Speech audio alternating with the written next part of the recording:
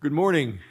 I'd like to welcome everyone here today to the March 4th Board of Supervisors meeting and ask everyone that is willing and able to please stand for the invocation and remain standing for the Pledge of Allegiance. We have Pastor Jackson Morris from the Stevensburg Baptist Church with us today. Pastor Morris is not here. Supervisor Bates, would you please give an invocation?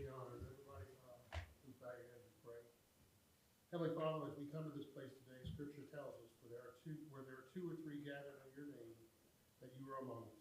Father God, we know that you are always with us. We pray this morning that you would guide this board in all that we are tasked to do, and that you grant us knowledge, wisdom, and discernment.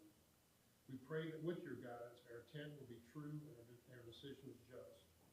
Heavenly Father, we pray that you will continue to guide this board, bless the citizens of Culpeper County, the state, and nation.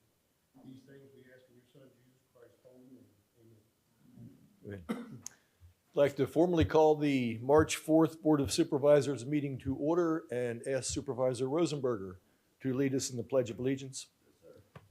Allegiance to the flag of the United States of America and to the republic for which it stands, one nation, under God, indivisible, with liberty and justice for all.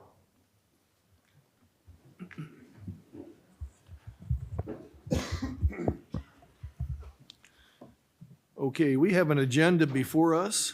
Are there any additions or deletions? Hearing none, we will move forward. Our next item of business is the consent agenda. Mr. McLaren, would you please read the consent agenda? Morning, Mr. Chairman. Morning, members of the board. There are quite a few number of items on the consent agenda, but I will read those into the record here. Under item A, the board will consider approval of the February 4th, 2025 AM and PM meeting minutes. Under item B, the board will consider approving single-member committee appointments. Under item C, the board will consider 2 water and sewer capital transfers and 1 landfill capital transfer. First being $292,267.76 transfer from the town environs water sewer infrastructure to public water supply at Cherry Hill. Number 2, a $200,000 transfer from the Connect Willow Runs project to water tank washout and paint project. Number 3, a $150,000 transfer from the Relocate Lignum Residential Convenience Center item to convenience centers. Under item D, the board will consider categorical transfers from the school system for the FY25 budget. Under item E, the board will consider acceptance of a donation for the Sheriff's Office. Riva Fire Department has donated a 2002 Hallmark covered cargo trailer. The total value of the donation is $3,500. Under item F, the board will consider acceptance of a grant in the amount of $3,200 and appropriation of the funds received for the Sheriff's Office from the Virginia Department of Criminal Justice. Under item G, the board will consider acceptance of a donation and approval of a budget amendment for the Parks and Recreation Department for a donation received in the amount of $5,000 for the Vince Valla music program. Under item H, the board will consider acceptance of 3 donations and budget amendments for the Culpeper Human Services. All 3 donors have requested the funds be used for administrative costs relating to the running of the warming shelter. St. Stephen's Church, $5,000, Southeast Neighborhood Watch, $500, and Reformation Lutheran Church, $1,000. Under item I, the board will consider acceptance of a donation in the amount of $47,476 received by the library and appropriation of the donation for 2 purposes, which involve service contracts and databases and site improvements. And then under item J, the board will consider capital project transfers for the school system for the FY25 budget. Thank you, Mr. McLaren. Is there a motion for approval? No, sir. I would ask that item J be placed on our regular agenda wherever you or the county administrator believe makes sense. And with that change, I'd make a motion for approval. Is there a second? Second. Any discussion? Yes, could you say where item J will be on I would say, where do you think we should? 3.05. 3.05? I think 3.05 would work fine. Great, thank you.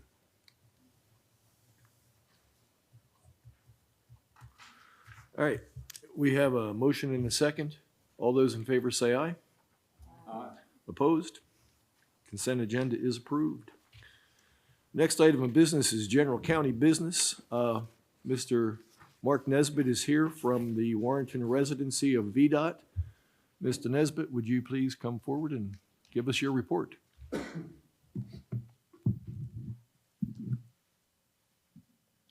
Good morning, Chairman Durr and board members. Appreciate y'all having me here today. First thing I'd like to do is introduce Jason Frisbee, who is sitting in the back corner. He is our new assistant resident administrator.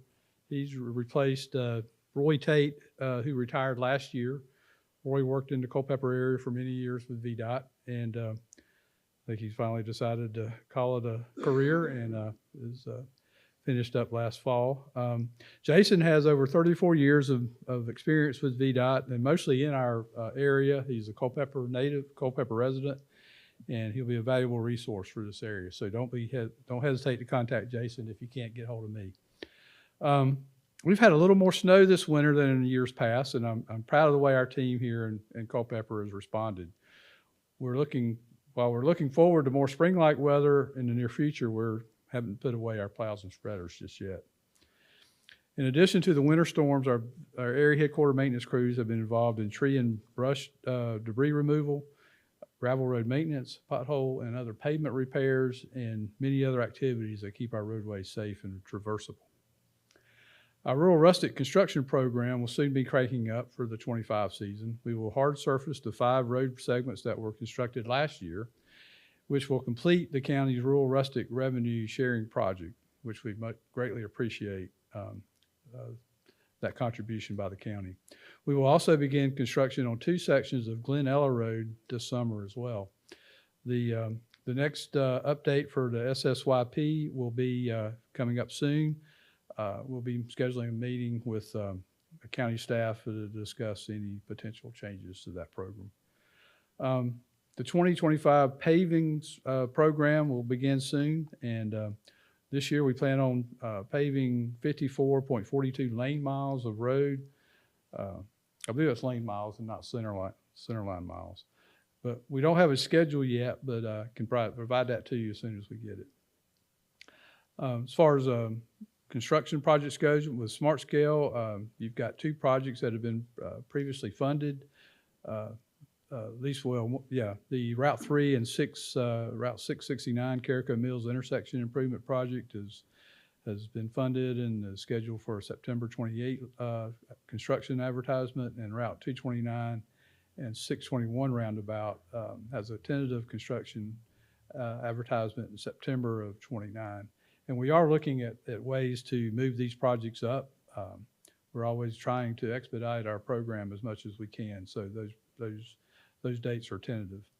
And the town of Culpeper has 3 funded projects. The roundabout at Route 3 and McDevitt Drive was recently awarded to Chemung, and we had the pre-con on Monday, pre-construction conference on Monday, so they will be issued a notice to proceed very soon, and you will see some construction going on there probably within the next 30 days. And that will be completed by the end of this year. So it's a short construction time frame, but they did get permission to close McDevitt Drive there in the area of the roundabout, so that will help move the project along. A roundabout also has been approved there at Route 315 and 522, right up the road from our district office, and also 2 sidewalk projects. Those will be bundled together into a design build program, and we're looking to go for that to start as early as next fall, 2026. This current round of smart scale applications, which we call round 6, is currently in process, and the town of Culpeper submitted 3 projects, and of the 3, 1 got recommended for funding, which is a roundabout at Route 29 in Business 3, 522, which is Madison Highway and Germanna Highway. And also, Culpeper County submitted one application as to roundabout at the intersection of our Hoffman Lane, which has been recommended for funding.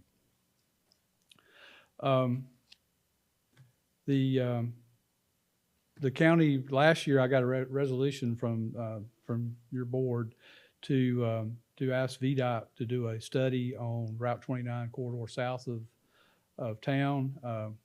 We are proposing to include that corridor as one of our pipeline studies, and along with our Hoffman corridor.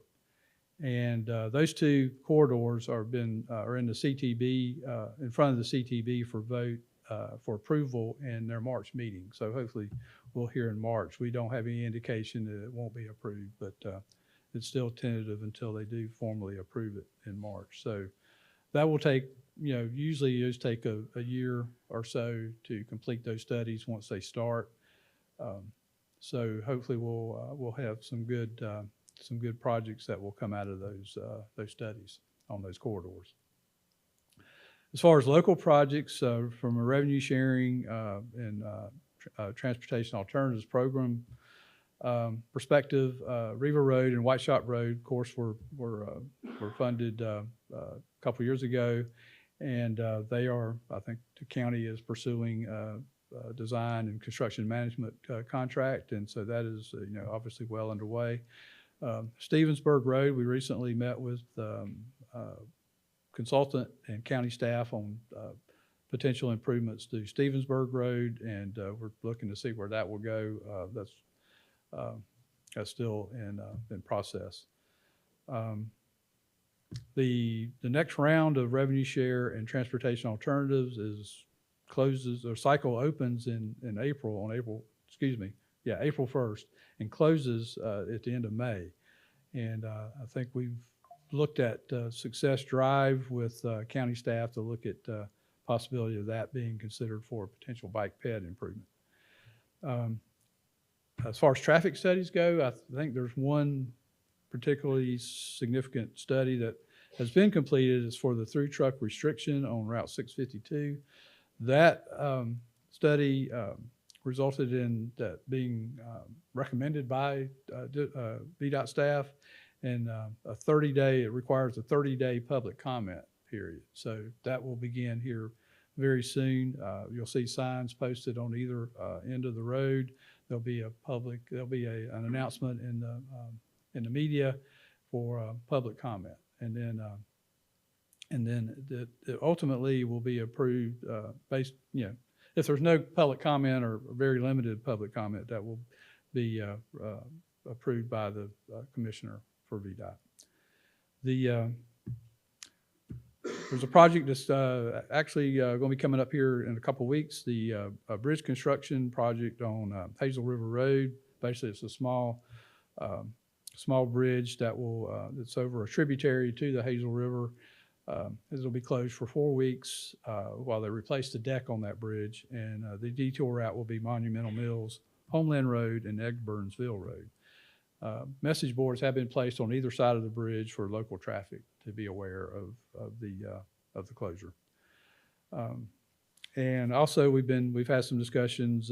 We are currently working with All Points Broadband and the project that the county is involved in with expanding internet to the county.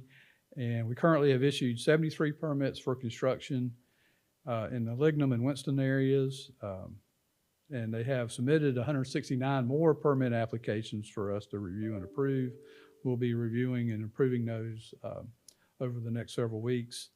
I think they keep bumping up against their bonding capacity, and we still have not received any requests for to do any final inspections. So I don't know that they've actually completed a permit yet, but that they may have.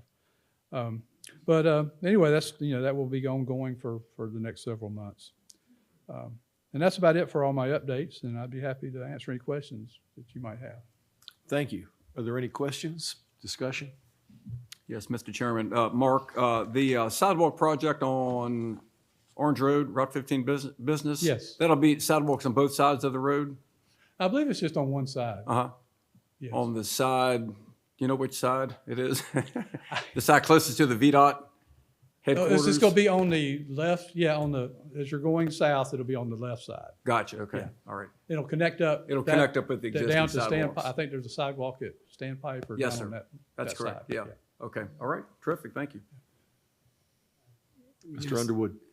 Yes, you mentioned that the Route 29 study was before the CTB for a pipeline study. Yes. Could you help me understand what that means? Well, basically, pipeline study is a study program that was developed to provide projects for inclusion as a smart scale project. And they'll look at the crashes along the corridor. They'll look at any trouble spots, any trouble areas, congestion, and they'll do a thorough review of the corridor and come up with suggestions or recommendations for improvements. Okay, great, thank you. Any other questions? Further discussion? If not, thank you very much. All right, thank you, appreciate it. Our next item of business is item number 3.02. The board will receive an update from John Christensen, Executive Director of the Museum of Culpeper History, regarding their historic marker program. Mr. Christensen. Good morning, and thank you for giving me the opportunity to speak before you all today. The museum is an entity which the Board of Supervisors has provided funding for in terms of its operations and its programs, and I just wanted to give you an update on how we are doing with that. Just to put it in a little context, you may be familiar with the state highway marker problem or highway marker program. You've probably seen these white markers on the side of the road. The state initiated a highway marker program in 1927. And interestingly enough, Culpeper was part of some of those first historic markers installed in the state. They're supplementing that program. There are local marker programs around the state that recognize locations of more community interest. There are several counties and municipalities that have these programs. They're all approved by the Virginia Department of Historic Resources. And thanks to county funding fiscal year 2024, Culpeper joined that group of entities that have a local marker program. Our program is approved by the Virginia Department of Historic Resources. And that initial funding that we received from the county, we installed 3 markers with that funding, and in addition, we raised funds to install a 4th marker. All of the topics, all of the location, all the design that is done by museum staff and volunteers.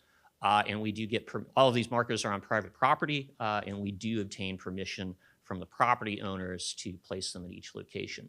These are the markers we did last year. Our first marker was Norman's Grocery. We also placed a marker for the community of Rixieville, one just a few blocks from here marking the first courthouse in Culpeper, and then one for Lafayette's campaign through Culpeper during the American Revolution. These were great community events. We had very positive turnout in terms of people coming out to see the unveilings that we had of each of these markers. I know a number of you on the board were participants, Mr. Durer, Ms. Gugino, Mr. Underwood, Mr. Lee. We thank you for your participation, but just wanted to give you an idea as we had quite a number of people, particularly with the Norman's Grocery marker. A lot of people came out in support of those markers and in support of the individuals and the communities that we recognized. And this is exactly what we were hoping to do with this program. We also got good media coverage from this. Top of the fold is relative when you have a digital subscription. But we got good media coverage both from the Star Exponent and regionally. In addition to the physical markers, each marker has a QR code located on it, which links directly to our website. We have a page for all of the markers that we've placed. And when you click on one of those individual markers, that will take you to a page that has the marker text. And then a little further on, it will have resources that we used in our research in developing those markers. So people can pull this information up in case they want to get a little bit more in depth into what we're covering. For this calendar year, we have 4 more markers that we have planned going in. One is for Colonel John Green out at Liberty Hall Plantation. Another for Culpeper County is Patriots of Color, which will be at, I'm going to get the name of the church wrong. It's in the Mitchells area, Free Gospel Church of something. You have to forgive me. One marking the Bell Tavern here downtown. And then another one marking a Rosenwald School, which was in the Norman community. This gives you an idea of the location of those markers. The ones in with the gold star, those were the ones we did last year. And then the red stars, those are the ones that we're putting in this year. So we're getting some good distribution around the county in terms of placing these markers. Also just wanted to give you an idea of how the museum is growing beyond the markers.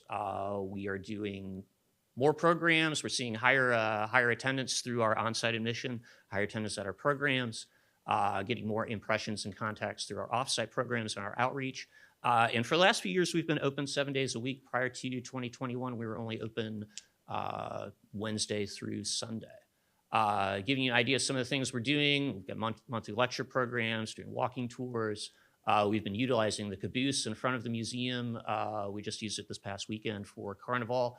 Had over 400 people go through the caboose this weekend. We're also doing monthly children's programs aimed at preschool through elementary school. We can see some of the community outreach that we're doing, 4th of July, the candy hunt at Halloween out at Parks and Rec, in the interior of the caboose during the downtown holiday programming, and then a sample of one of our setups when we were at Farm Tour. But just a little bit by the numbers, we're doing monthly lecture programs, we're doing monthly children's programs, we did a new Night at the Museum program for middle school students in the summer. We're doing homeschool programs on a monthly basis, 5 walking tours last year, excuse me, 6 interactive programs for families, 12 community outreach programs that we participated in, new exhibits, again, open 7 days a week, and then Dino Walk. This year we are doing 2 public Dino Walk days, and we're also doing a school day. We're going to bring all 2nd graders in Culpeper Public Schools out to the Luckstone Quarry to see those dinosaur tracks, and we're not charging an admission for that. Overall, this past calendar year, close to 17,000 people reached in person through admission programs and outreach. That's an increase from last year and an increase from our previous record before the pandemic of 12,300. And in terms of the number of programs that we're doing, it's a 100% increase of what we did in 2023. So I just wanted to give you y'all an idea of what we're doing, how we're growing, how we're making these things happen that you're funding. We've asked for some increased funding to continue the success in the next year, and we'll hope that you will continue to support that. And if you have any questions, I'd certainly be glad to answer them. Are there any questions? Discussion? Just a comment, Mr. Chairman. John, thank you for the presentation, and I'd like to thank you and the staff and the board for the great work that you're doing, in particular with our young people, the outreach with our middle schoolers. That's pretty courageous. But in particular, the Dino Walk for all of our 2nd graders, I think that's just fantastic without charge. So just a terrific way to get our young people involved and interested in our local history. So thank you. I also want to point out Elizabeth Hutchins, our board president, is here in support of this as well. So, but thank you. Again, thank you for all the support you've given us in the past years. And any feedback that you can offer us to help us improve is very welcome. So thank you. Any other questions? Thank you, John. Next on the agenda, the board will recognize 52 Culpeper County employees with Years of Service Awards. And I would like Mr. McLaren to please recognize these employees. Thank you, Mr. Chairman. I'm happy to do that. We have, as the chairman indicated, 52 dedicated employees with varying years of service. We're going to start off with the 5-year service awards and then go into 10, 15, 20, and 25. And I'm going to read these names, and I don't know if we don't, it looks like a fairly slim cloud for 52 employees, Mr. Chairman, so There's a few that aren't here. They're Yeah. probably working. that's a good thing. That's a good thing. But if you wanted to recognize them, Mr. Chair, we could do that and have them stand at the end of these names, so. I think if they could stand, that would be great. Under the 5-year for the Sheriff's Department, Maria Aguian Cruz. Under Environmental Services, David Ankrum. For EMS, Michael Barrett. For EMS, Carolyn Bonnie. For the Sheriff's Office, Josephine Breckley. For the Library, Michelle Cuccarini. For the Building Department, Chuck Curry. For Options, Julio Davila. Under DHS, Christina Davis. For the Sheriff's Office, Robert Dorsey. For Criminal Justice Services, Isaiah Dunaway. For the Sheriff's Office, Douglas Edwards. For DHS, Amy Eppert. Clerk of the Court, Circuit Court, Nicole Fields. For the Sheriff's Office, James Fox. For EMS, Tiffany Giroux, apologize. For EMS, Jeremiah Halsey. For Parks and Rec, Andrew Hardy. For the Sheriff's Office, Danielle Henry. For Head Start, Crystal Hill. Environmental Services, Stephen Johnston. For EMS, Jonathan Krink. For EMS, Cody Lane. For EMS, Samuel Leonard. For DHS, David Martin. Under the Sheriff's Office, Michael Maudsley. For Environmental Services, Jordan Meredith. For Real Estate Assessment, Christy Mullenix. For the Sheriff's Office, Nicholas Sager. For the County Attorney, Sheila Weimer, the County Attorney. For EMS, John Woodburn. For Head Start, Sierra Wolfick. And Mr. Chairman, those are the 5-year award. For 10, Glad. the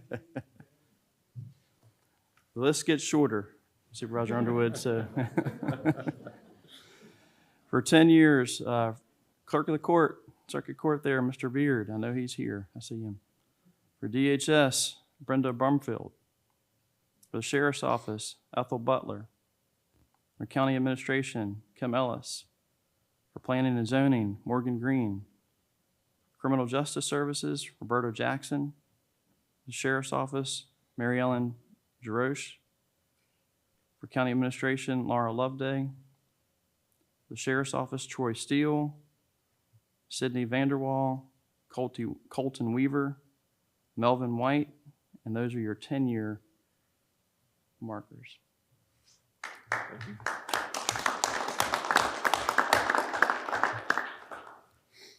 15 years. Into the Sheriff's Office, Ricky Guerrero, Katrina Miller. For the Treasurer, Virginia Settle. For Head Start, Letitia Washington. Mr. Chairman, those are your 15-year service awards.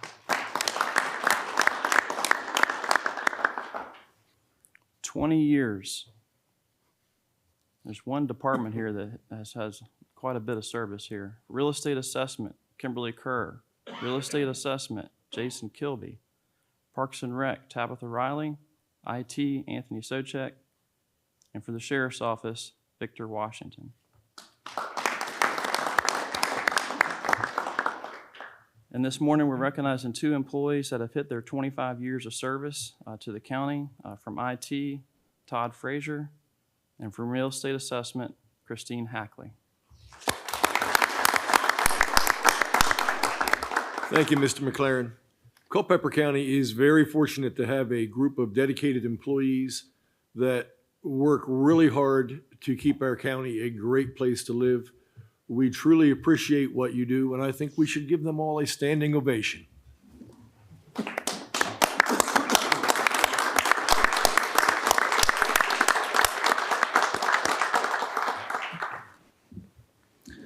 Thank you.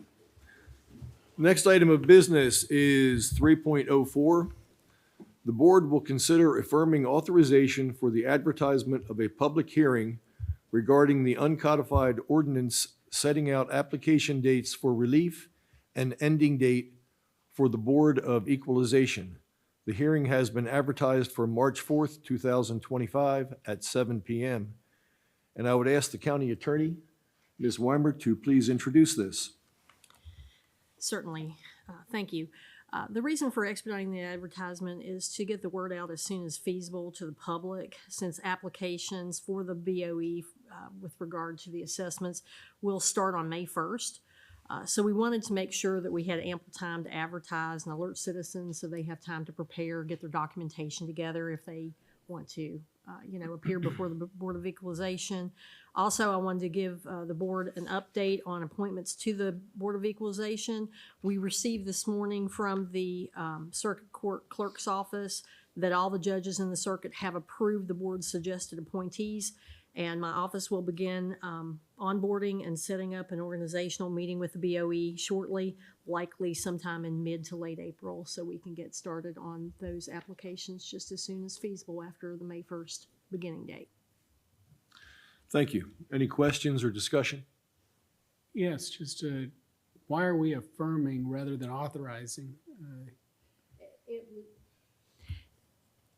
We probably should have started a little earlier, and because we didn't want to run across the issue that we had the last time we had these, where we had to approve a date and then come back to the board and approve it again, we just were trying to avoid that, and so we asked if we could have the advertisement and then have the hearing on the same day, so we could start the process a little sooner. Okay, great, thank you. Yeah. Any other questions? If not, is there a motion to approve the authorization? Move to approve the authorization. Second?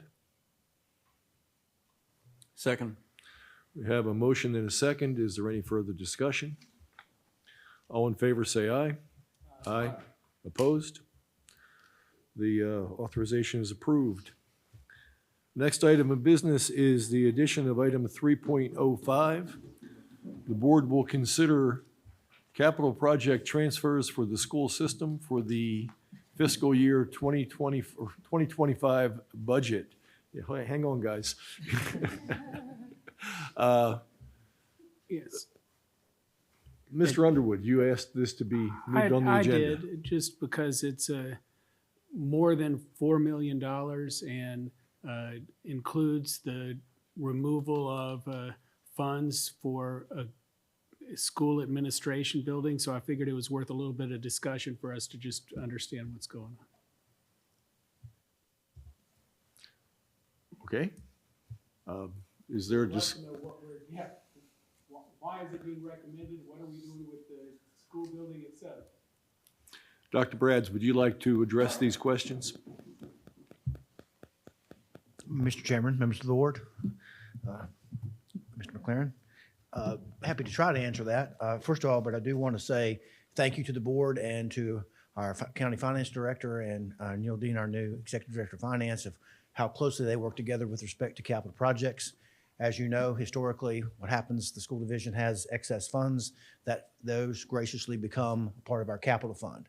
Over the years, our capital fund, we have projects that we have estimates for. Sometimes those projects go over, sometimes those projects, in this case, as you can see from your list that I think you have, they're under, so we have some savings. So we're requesting to both move those savings into other items and then apply previously appropriated but not released funds. That's how we've worked. It's worked well. In particular, there's a large item there that began with $4 million for that purpose. And I believe, thank you, Mr. Underwood, for the tip about the advanced building in terms of when we moved out of Floyd T. Benz, renovated that space there to gain 10 classrooms, et cetera. We began a rental process in that facility. As folks have vacated that facility, we have acquired additional space to where we're down to one space that's left that's under lease agreement with the Virginia Department of Fire Programs. They in that lease in June. We hope to acquire that space as well so that the entire advanced building would be the school division central office, and we believe will suit our needs going forward. The downside of that is rental. Yes, we understand that, but the $4 million that we did a study on was not close to the cost of building a new standalone central office building, and we thought with our school projects coming up, that is not where we wanted to ask the county to spend money on a school administration building. That right now we're happy to be able to have this space to rent. There's no other place where we can get all of our services in one place, and it's working quite well. So I would say, based on school board input and our capital planning, that we have abandoned the notion, in the near term anyway, for a standalone school administration building. Happy to answer any more questions. But just relative to the process, so one, I understand that we're renting, I'm grateful for the rental, et cetera. I understand that we're not near-term building the building, but in terms of carryover funds, capital, et cetera, this one was perhaps a little different because this was a specific appropriation for a capital project that came from other funds. And so it wasn't just carryovers, how we ended up with a $4 million for, maybe I'm wrong, maybe it was carryover, but Yes, sir, it was carryover. It was residual from underspent expenditures or excess revenue that we had in a particular year. I can't remember which year when we had that $4 million, but we set that aside. So what's in there is not an additional appropriation from the county to shore that up. It's not, but certainly it is probably appropriated money from the county put over to the CIP for the purpose of that building. So, I thought it was relative to some specific grant program, but no, sir. okay. No, sir. All accumulation of what's in the capital fund.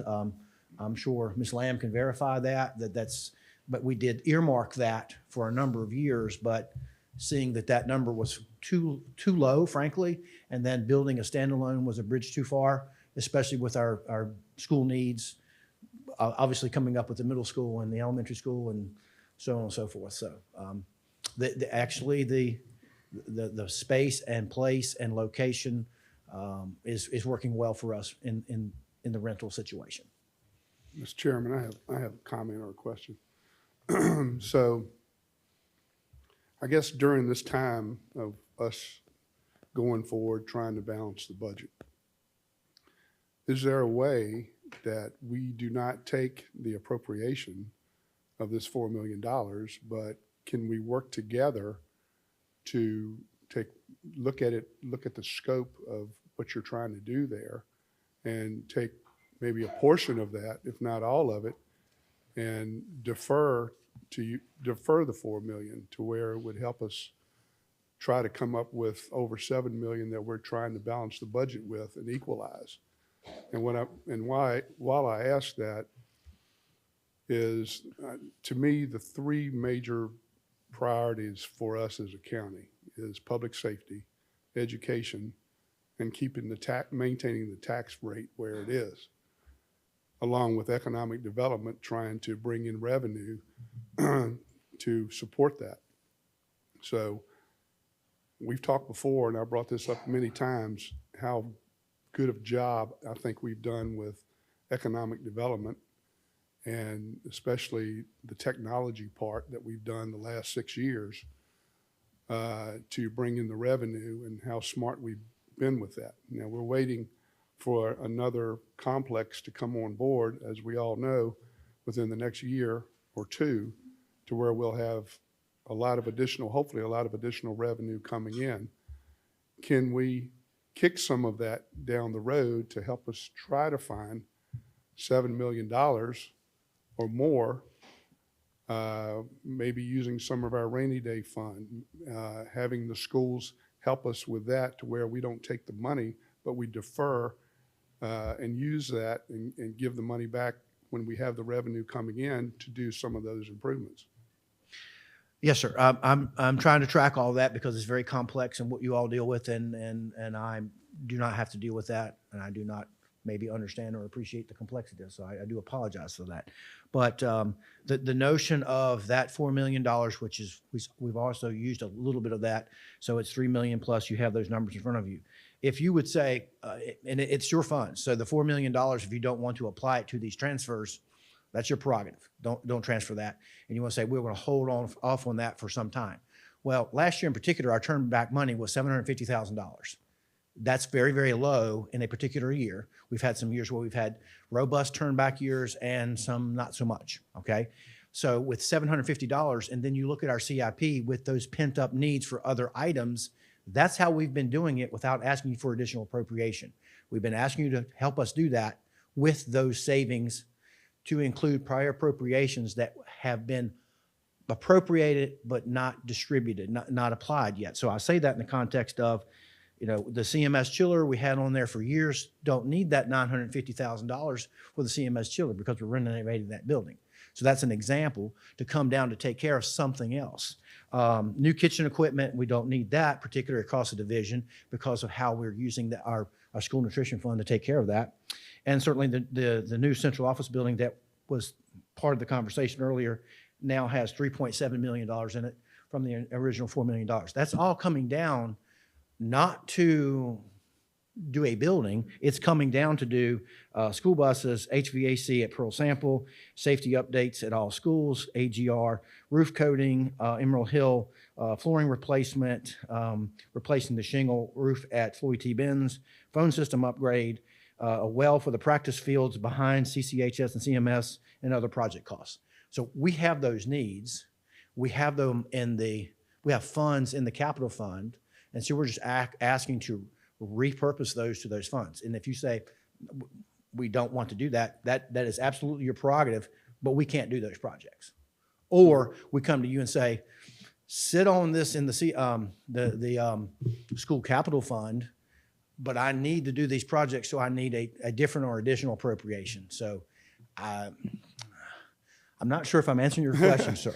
No, But- I just think it's a good time to where maybe we can work together. Well, yes, And, but I think we're working together in terms Oh, of I know, using exactly. I agree. save. But I look at it as saved money. You all may not because it's in your accounts. It's in the treasury. I just know that if we don't come near or at equalization, then there's going to be many people out in the public that's going to have burdens and their taxes are going to go up and they're going to struggle to where, you know, I think we need to try to come near equalization, because even at equalization, some of the tax rates are going to go up for people.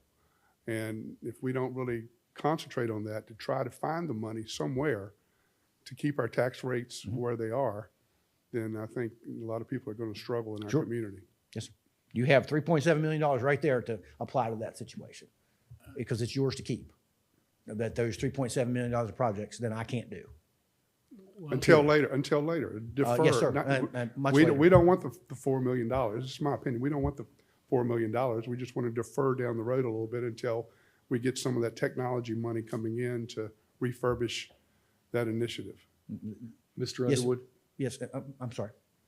I mean, for me, the issue is more about process. And what I mean by that is, like, we've got two items here: a building, which was going to be a capital expenditure that became an operating expenditure, meaning we went from a certain amount of capital that would not have had rent to having rent as part of the line item. We did not do so in a way that would follow standard accounting or budgeting practices, and it may be worthwhile to, I'm not saying that we did anything against GASB, so don't get me, not there, but the process to understand what's occurring would be good. And then when you look at what we're spending it on, school buses, $700,000+, and I look at the work that Supervisor Bates and others have done for smaller expenditures relative to other, like constitutional offices, et cetera, for vehicles, where if we had some way to apply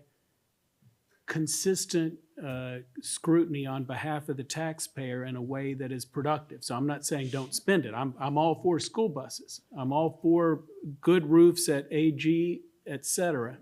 But as a process, if we could other localities have grouped transportation together and said, oh, we've got all of these vehicles and there are good practices across many different areas. Perhaps we ought to have someone that specializes and looks at this on behalf of the taxpayer. And we have expertise on this board and among the school system, et cetera, where things like that may make sense in the future. So last month I mentioned that perhaps we ought to look at process. This month, the same thing. In terms of a historic process, we have historically had carryover, exactly what Superintendent Brads is mentioning, where if there were operational, we want to encourage the schools to be as efficient as possible with funds. And so this board has historically, for any overage, had that applied to deferred capital needs. And at times, when that gets up to what equals 4 or 5 cents worth of taxes, which may be what we're being asked to raise taxes later, thus we lead to questions about does it make sense or not. I don't know if we approve this now and look at process later, or if we wrap this into a bigger budget discussion and still maybe approve it, because I recognize that it's needed, but we're also talking $4 million, and I'm glad we're having the conversation. Thank you. Mr. Bates. Mr. Chairman. Mr. Chairman. Or Yeah. hang on, Mr. Bates. I was just Dr. going, just for Dr. clarification, so the amount for buses, that would be 5 buses, 5 diesel buses. And I just want to share that fact. And that's going on a replacement cycle. And I don't have the number, but we have a dozen plus buses that are over, 13 buses that are over, that are 2015 or older.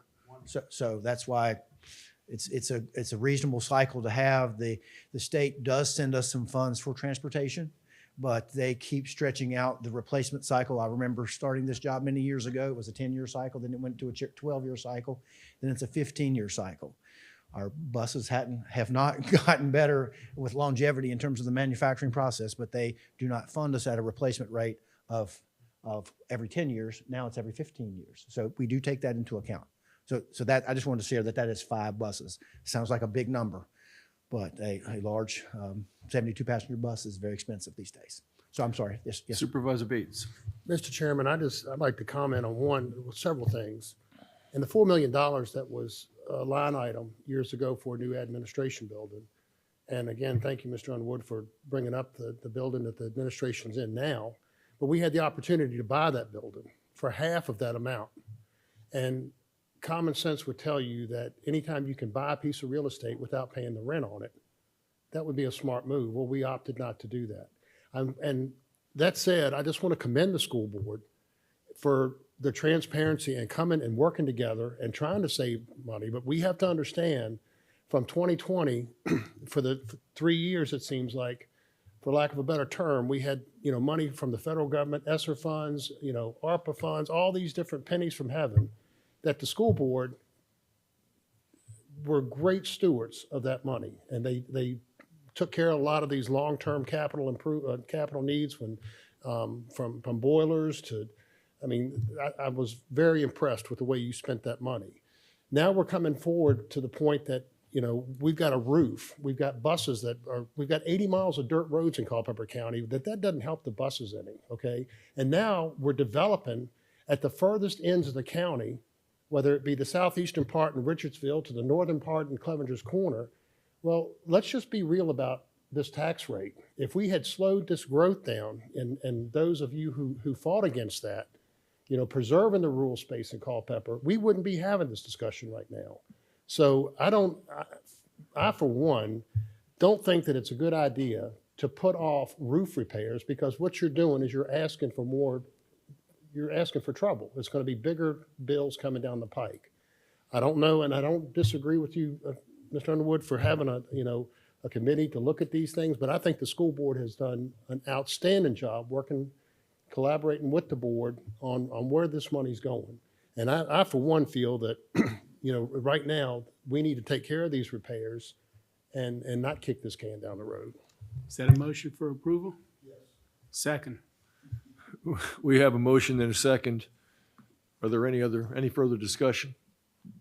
Yeah, I would just like to say that I'm not for taking the money. I was just talking about looking at the scope a little bit more, trying to figure out if there was items there that could be kicked down the road in order for us to maybe carve out some of that money to appropriate it toward the budget and the tax rate and trying to keep the tax rate where it is. Yes, sir. But as far as the tax rate is concerned and the growth, the growth is hard to control, and that's a whole different topic. We've been through that for the last year. I don't want to even go into that again because that's a very sensitive subject, and there are some meetings going on behind the scenes where we're trying to iron that out. But the tax rate is very important, and we can sit up here, and I've said it before, we don't have to worry about the tax rates because most of us are pretty financially stable. But there's a lot of people out in the community that are not stable and will suffer if the tax rates go up. It's going to hurt them. So I still advocate to the board that we think about that when we go toward this budget equalization and trying to balance the budget to where we think about the people in the community too that are not in the same position that we're in up here. Thank you. Further comments? Yes, Mr. absolutely. Underwood. I seconded the motion because what Mr. Bates said is right. And what I mean by that is the school board has worked well with the board, has been good stewards of the dollars, and the discussions where needed, and by the way, relative to not buying the building, I will go ahead and take blame for that as much as I'll take credit for identifying the building. And the reasons for that are relative to real estate negotiation and what perceived value may be, but it is what it is. That said, I don't want to disrupt expectations in a process that has been occurring for years, even if there are peaks. Thus my support. On the other hand, when we have $4 million and when we have what Supervisor Deal's talking about of a very real, meaningful increase in residential tax rates, I want to look everywhere we can to try to mitigate that harm, as he was saying. And if there is somewhere where we can defer capital now because we see big capital projects that will pay taxes 3 to 4 years from now, that sounds like it may be worth doing. It may not be perfectly smooth, but it may be worth doing, and I'm going to keep that in mind as we get more into the budget discussion. So I'll support the motion. Thank you. Thank you. Any further questions, discussion? All those in favor say aye. Aye. Opposed? Motion is carried. Okay, next, we're moving on to old business, item 4.01. Did I miss something? That's Mosley. No, it is. I'm sorry. Okay. Yeah, that's old business. I'm sorry. I thought it was in the other. So I thought, okay, we're good. We have an update on the courthouse needs assessment. The architects from Mosley are here to talk with us, and Mr. McLaren, would you introduce this topic? Sure. Thank you, Mr. Chairman. Yeah, we are grateful to have our Mosley team here this morning. They've made their way to the podium again. Thank you for that. But we have been working with them over the past several months. We've had some very good meetings with some very key stakeholders for this discussion as it involves the courthouse, which is a major, not only potential capital project, but existing needs analysis that needed to be done. We've met with judges, we've met with the clerk, we've met with a lot of different staff, the sheriff's office on security. And it was a very valuable time, and Mosley's been working to not only get that information from those key stakeholders, but develop a plan that shows the county our missing needs, and then potentially, as we're growing, as already been mentioned, our future needs as well for that courthouse space. Mr. Chupp with Mosley is here to run us through this presentation that has been posted to Board Docs, Mr. Chairman. We have Brian and Meg, part of the team as well, and they can fill in the gaps where needed, as well as I can. So, Good morning, members of the board. My name is Aaron Shupp. I'm with Mosley Architects. Today with me is Meg Bauer of Trunk Branch Twig Bud and Brian Chisaki of Timmons Group. And together we're going to go through the summary of our space needs analysis and the options we've developed from that study. Can you move a little closer to the microphone, please? Certainly, thank you. That's for better. Pointing Thanks. that out. The agenda for today, we're going to be going through a lot of information, so I would recommend that the board maybe wait till the end of our presentation for questions, and we'll certainly try our best to address any question they have, and if we have to further follow up, we will.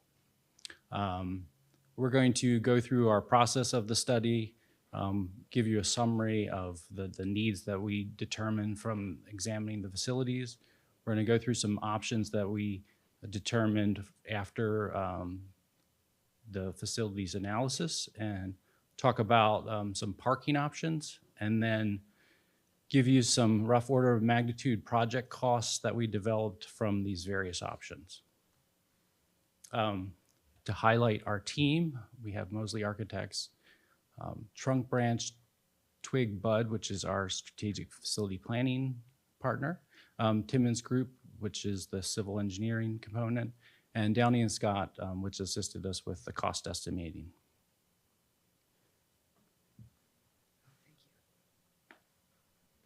Okay.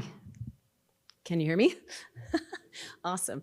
Okay, so I'm going to run you through the process and the findings from the needs assessment very quickly. We've got a lot of content, and this is not the punchline. And all I can say is you guys buckle up, because after the last conversation, you're going to want to be awake for the end of ours. Okay, so we've done a lot of interviews and meetings with your court family, as Sam mentioned. We've dug in deep into the issues related to your courthouse, and over the last 8 to 9 months, we've looked into the workload, the caseload, the need for courts, the need for courtrooms, space for all of the agencies in and out of the courthouse. We've developed solutions and estimate of costs, and we're going to bring all that to you here in just a couple minutes. This is a list of the stakeholders.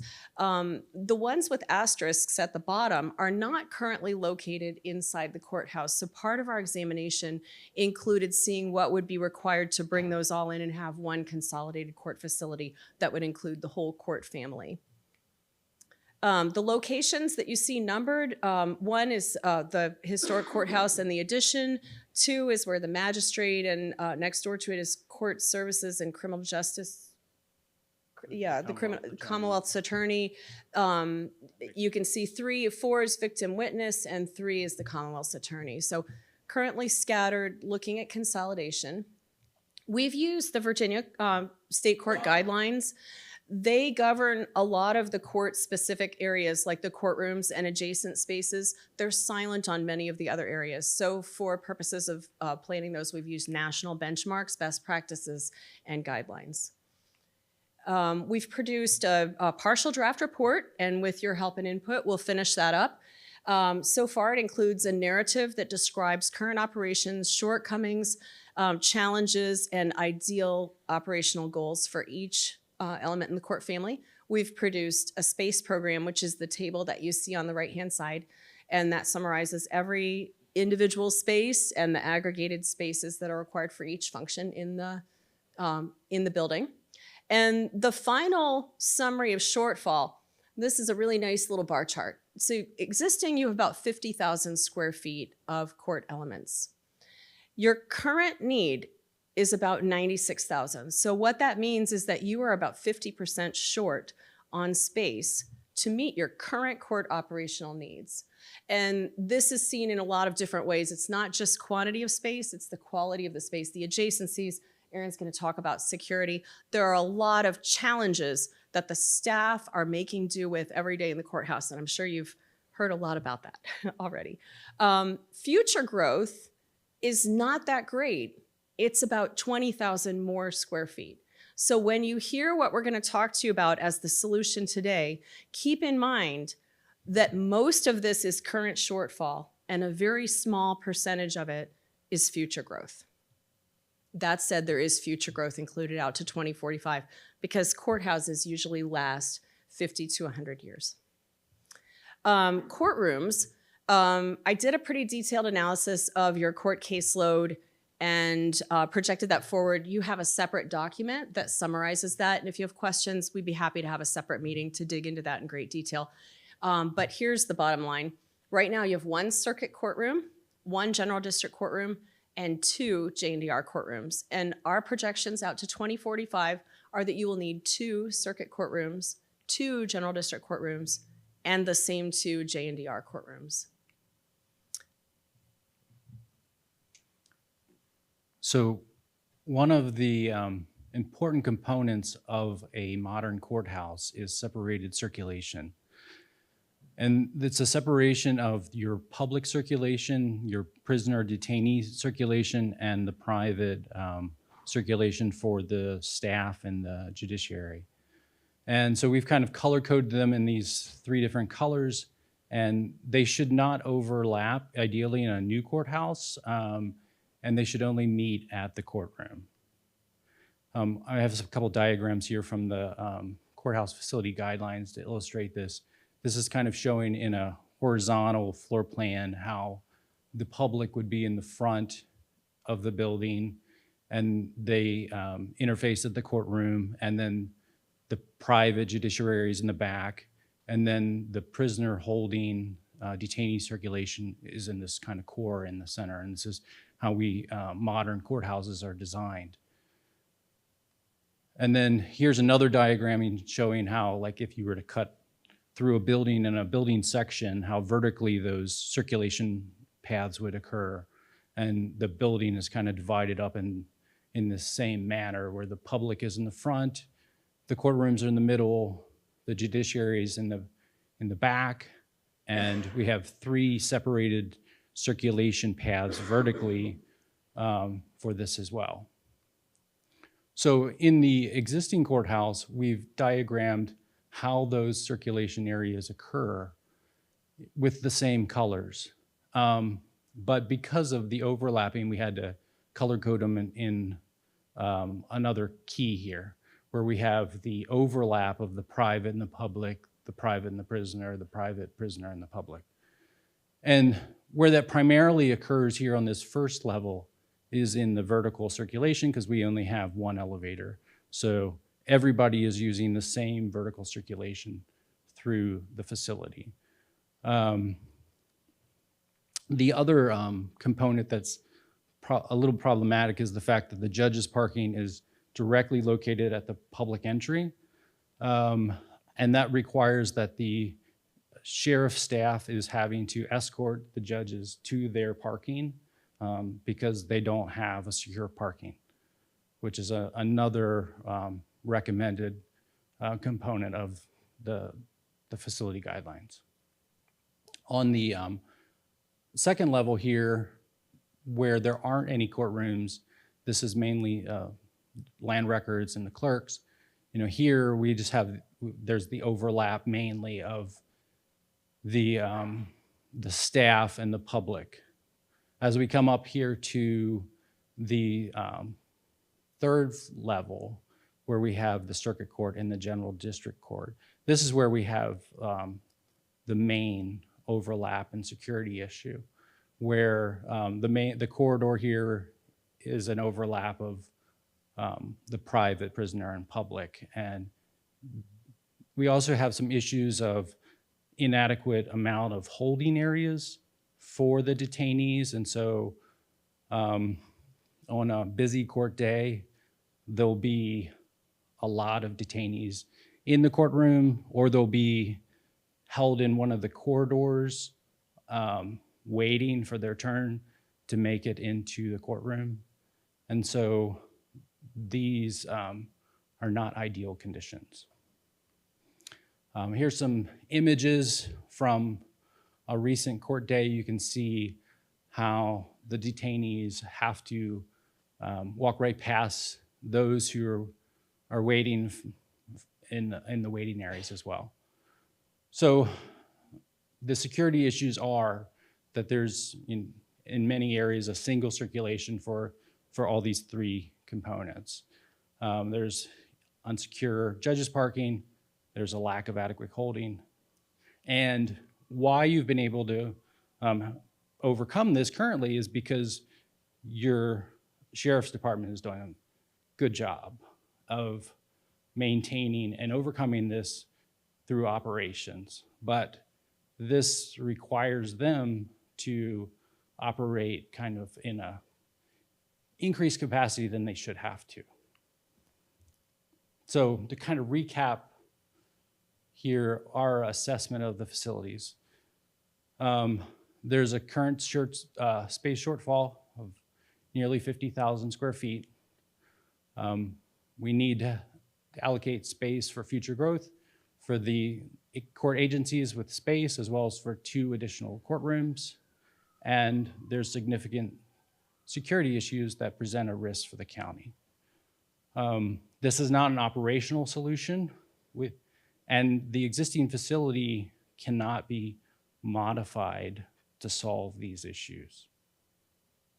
So as we look to what kind of options we can, what kind of options we do have, we've looked at a little bit of, we thought about the history of the county. Back in 1749, in the founding of the county, one of the first things was establishing a courthouse, and it was on Davis, the corner of Davis and Main.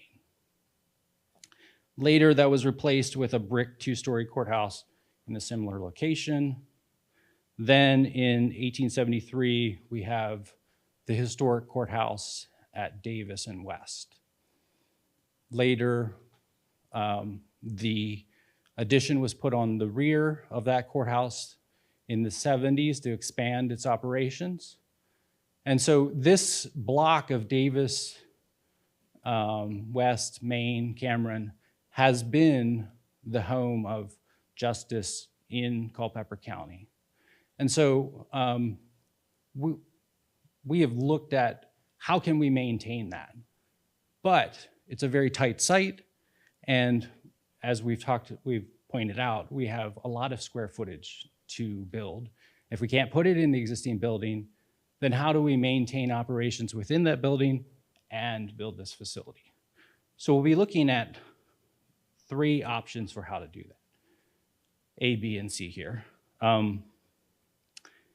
And another caveat is that in Virginia, you cannot move a courthouse without a referendum to a site that is not connected by property. And so we're going to explain how we get to option C, how we would have to do that by property acquisition. But even to do option A and B requires also some changing of streets and such. And so these 3 options that we have are here on this site here at Davis and West, and at the current location in the building that we're here at Main and Spencer, Edmondson, kind of bordering. And so Brian's gonna talk a little bit about this. Thank you, Aaron. So as you just heard Aaron summarize, there's a lot of risk within the building that we're looking to solve, operational risk that's happening every day.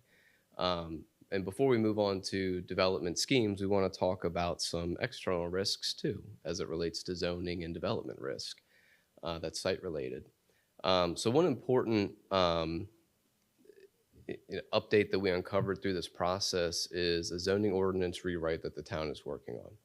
And this is essentially a clean slate that they're working on. So there's multiple zones that the county properties exist in today. That's kind of where we started our process. We started evaluating in that lens. But as we discovered this update was underway, we pivoted very quickly to have conversations with the town to understand what does the future hold for us. It simplifies things in some regards where most of the county-owned properties transition to one zoning type. But some important takeaways from our conversations with them are essentially a reduction in development density and footprint. So building height under current ordinance of the county-owned properties was 4 to 5 stories, 4 stories by right with a 5th story conditional. That's reducing down to 3 stories by right, and we discussed a potential option to go to 4 for civic use, and that's something we need the town to write into their ordinance that's not there right now. So we'll continue that conversation with them. They are also slightly reducing lot coverage and increasing setbacks. Everything about this is kind of squeezing in on our footprint and what we can build on the land that's already owned. But there's some good news in here. There is a parking overlay that the sites fall within that exempts the development from a parking requirement. Not to say that we wouldn't want to provide parking, but at least from an ordinance perspective, the requirement is 0. And as a part of some of those town conversations, we also discussed potential closure of Cameron Street, and that's something that we got some early good feedback on, and we continued to develop options. But before we went there, and before we had that conversation, this was one of our first development schemes. And I apologize, it's a little messy with utilities. We didn't get to a refinement period on this. But what's important to take away is this was kind of our by right option, our starting point of going 4 to 5 stories to build as much as we could on the county lands. And you'll see a couple of asterisks there, which were properties that were already begun for acquisition. And I believe those are very close to being acquired. And so what you can see here is it's a more compact footprint because we can build higher, the setbacks are less. We were still renovating space in this option, so this wasn't a complete, couldn't house all of the uses completely. And the next option is, we wanted to at least approach it from 2 different directions because each option has its own unique risks. And as Aaron described, this option, you'll see a red asterisk on a property kind of in the center of the screen. That is the one that can link these properties together to kind of jump over rights of way and link properties to avoid a referendum. So that would be a key acquisition in this scheme. There are, I believe, 2 properties here that are in the works for acquisition, and there's a third that has not begun. So there are some property risks in this scheme, but what it does get us is a larger floor plate to build with, a little bit more flexibility for the building. And this one, with 3 to 4 stories, could house all of the uses we're looking at. So we thought it was an option worth carrying and evaluating through our process.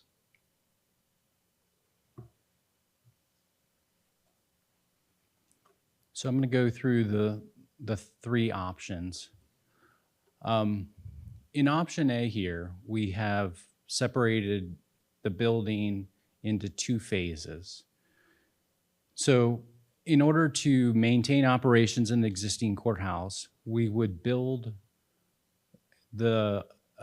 essentially an addition on it, which we're calling the phase 1 new construction, which would be 108,000 square feet, 4 levels, and it would cross. We would be closing a portion of Cameron Street, and so it would build in that area. We would temporarily, for that first phase, have an entrance off of West Street. And as you can see there on Cameron Street, we would potentially have a roundabout in there, so the way if people turned down there, they would have a way out. It's something that we had talked with the town about. But you can see it's a very tight with the existing jail there. We had to work around the kind of the border of its existing Sally Port. That kind of defined how far we could build the building to the east. And there's a vehicular Sally Port entry and secure parking to the lowest level of the building, which would come off of an alley off of West Street. And then in the second phase, we would be renovating the 1970s portion of the courthouse. And we would be adding a new entry addition on the south face of that. And the point of this is that we feel that, as I mentioned, with the importance of Davis Street and that being the location of where the courthouse has been historically, that entry off of that street is important. It's important for the activity of the historic courthouse. You have a wonderful park there that we can utilize and engage. We would be working around, the monuments there to create a new entry plaza, and for the new entry to the courthouse. But this would have to happen in the second phase because of the orientation of it. And so here's just to show you the portion of Cameron Street that we would have to close, as well as some of the buildings, existing buildings we would have to demo to make this possible. And then here's a view of Davis Street, of where that entry would be, where the entry plaza would be. And we feel like this would be important in that it maintains the importance of the historic courthouse. It's a marker for the new courthouse functions, and the new entry would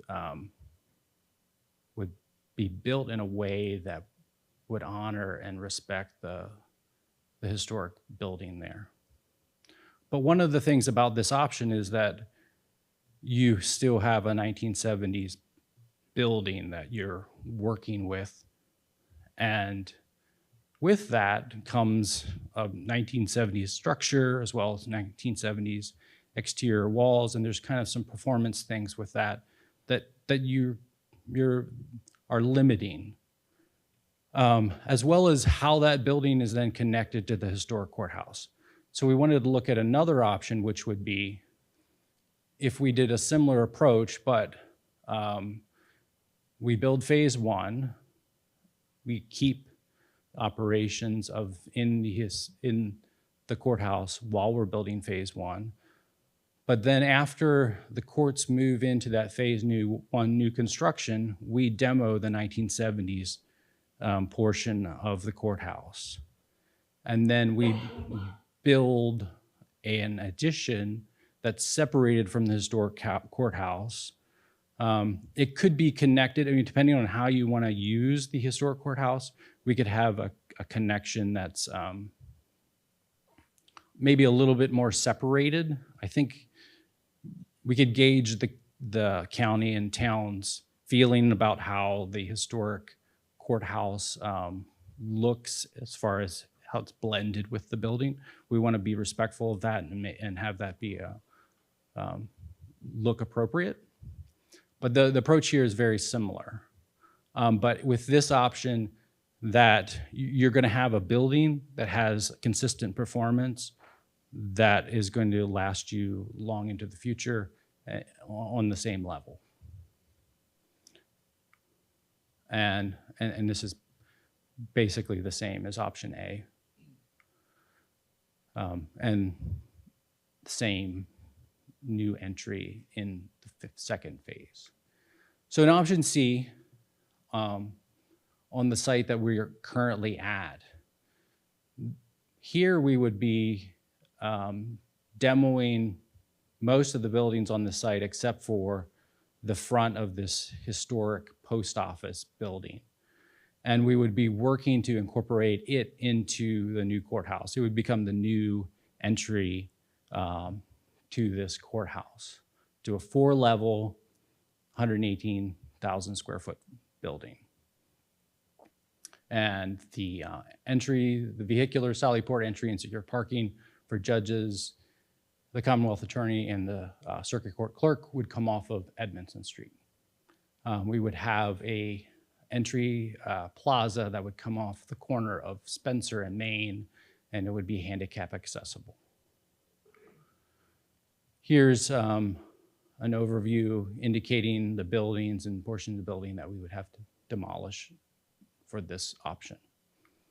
And then here's kind of a view of a 4-story building on the corner of Main and Edmondson with the historic post office incorporated into the facade.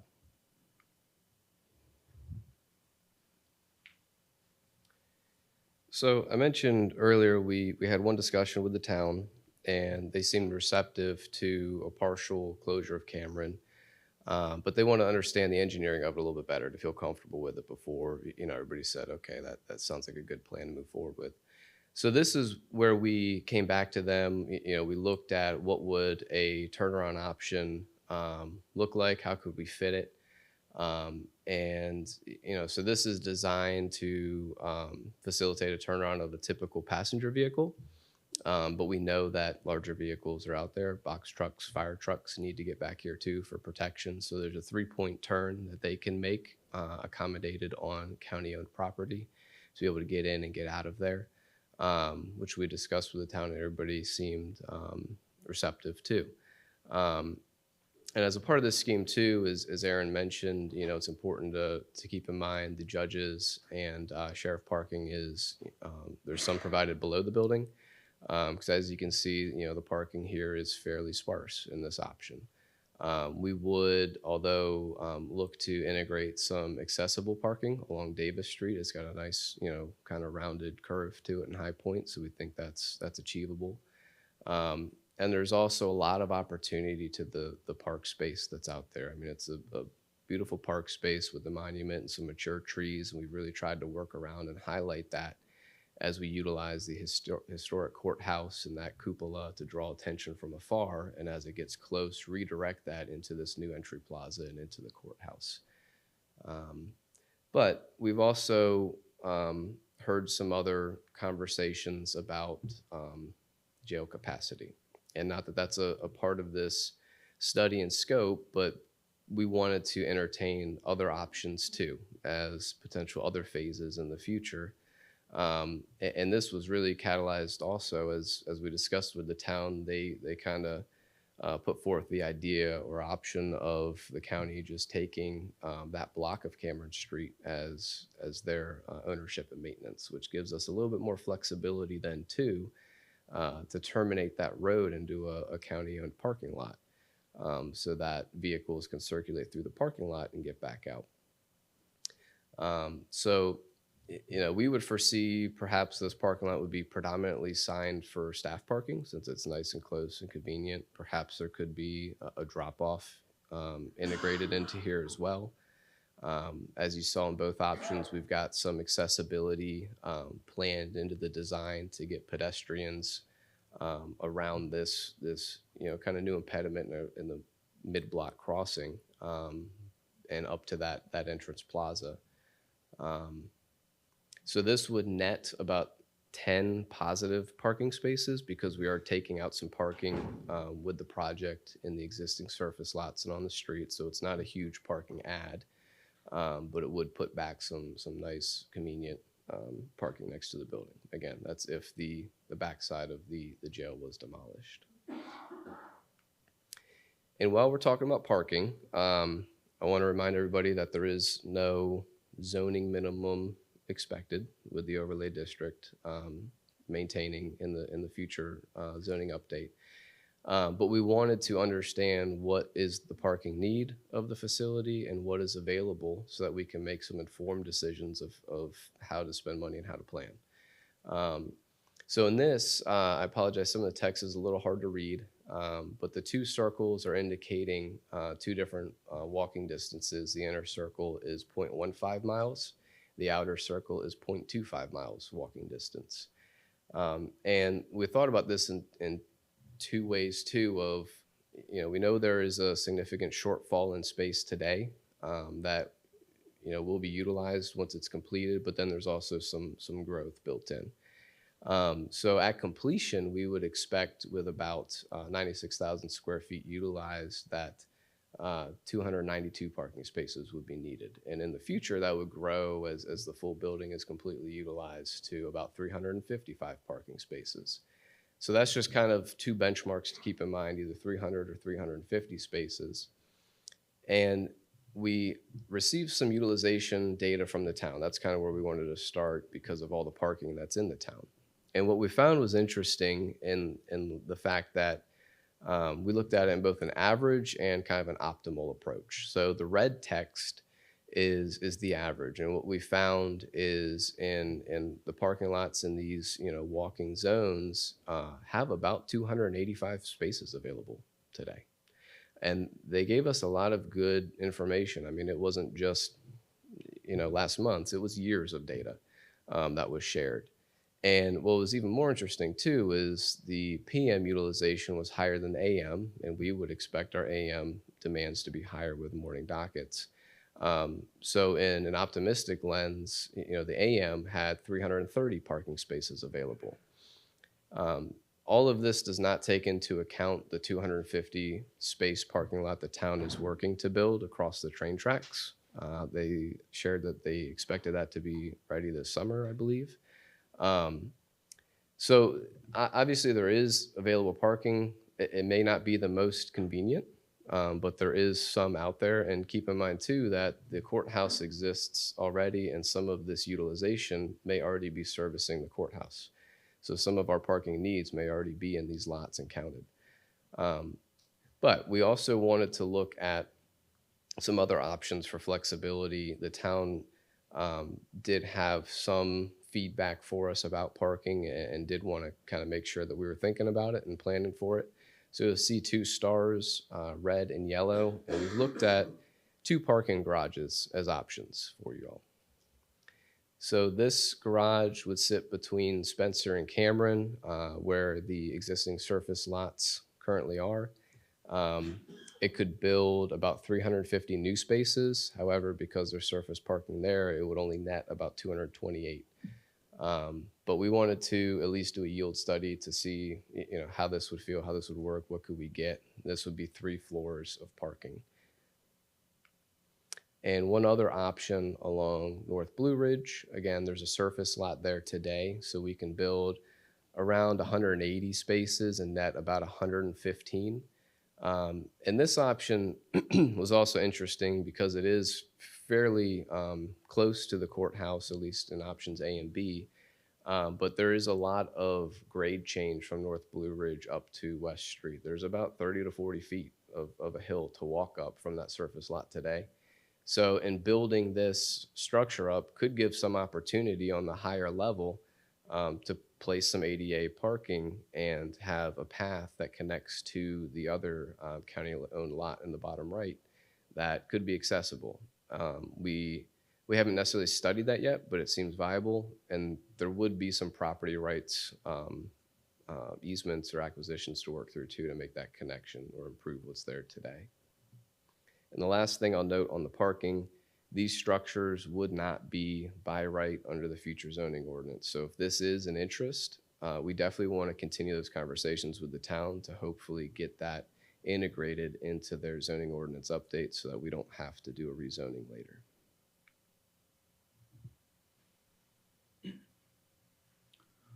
So now to talk a little bit about the project costs.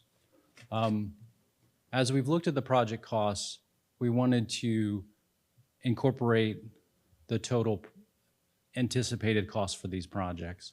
And so you have the hard cost or the construction cost portion of it, which is about 70 to 80% of the project cost, and that's the fixed cost of construction, the site improvement costs, as well as some soft or other costs, which are variable costs related to the furniture, equipment, design services, inspections, fees, contingencies, and other owner expenses. And so we wanted to make sure that we're providing you these total numbers so that way you understand the magnitude of these projects. The other component is that we're escalating these to an anticipated time in the future when it seems like it would be realistic that you would be building this. And so understanding what those cost escalations are as well with what inflation would be. So again, the 3 options, the 2 A, B options at Davis and West site, as well as the option C at our current location here at Main and Spencer. At the Davis Street site, option A, where we have the phase one. We're escalating that portion to 2030. And then the second phase portion of it, which is to renovate the 1970s portion and add this entry, we're escalating out another 3 years to 2033. And so combined, that's a total project, rough order of magnitude of 113.2 million. The other option at that site where we is the same for phase one. In phase two, we're estimated the same year, but instead of a renovation, we're doing that as a new build addition, and that's slightly more at 114.8 million. At the Main Street site, we're calling it option C.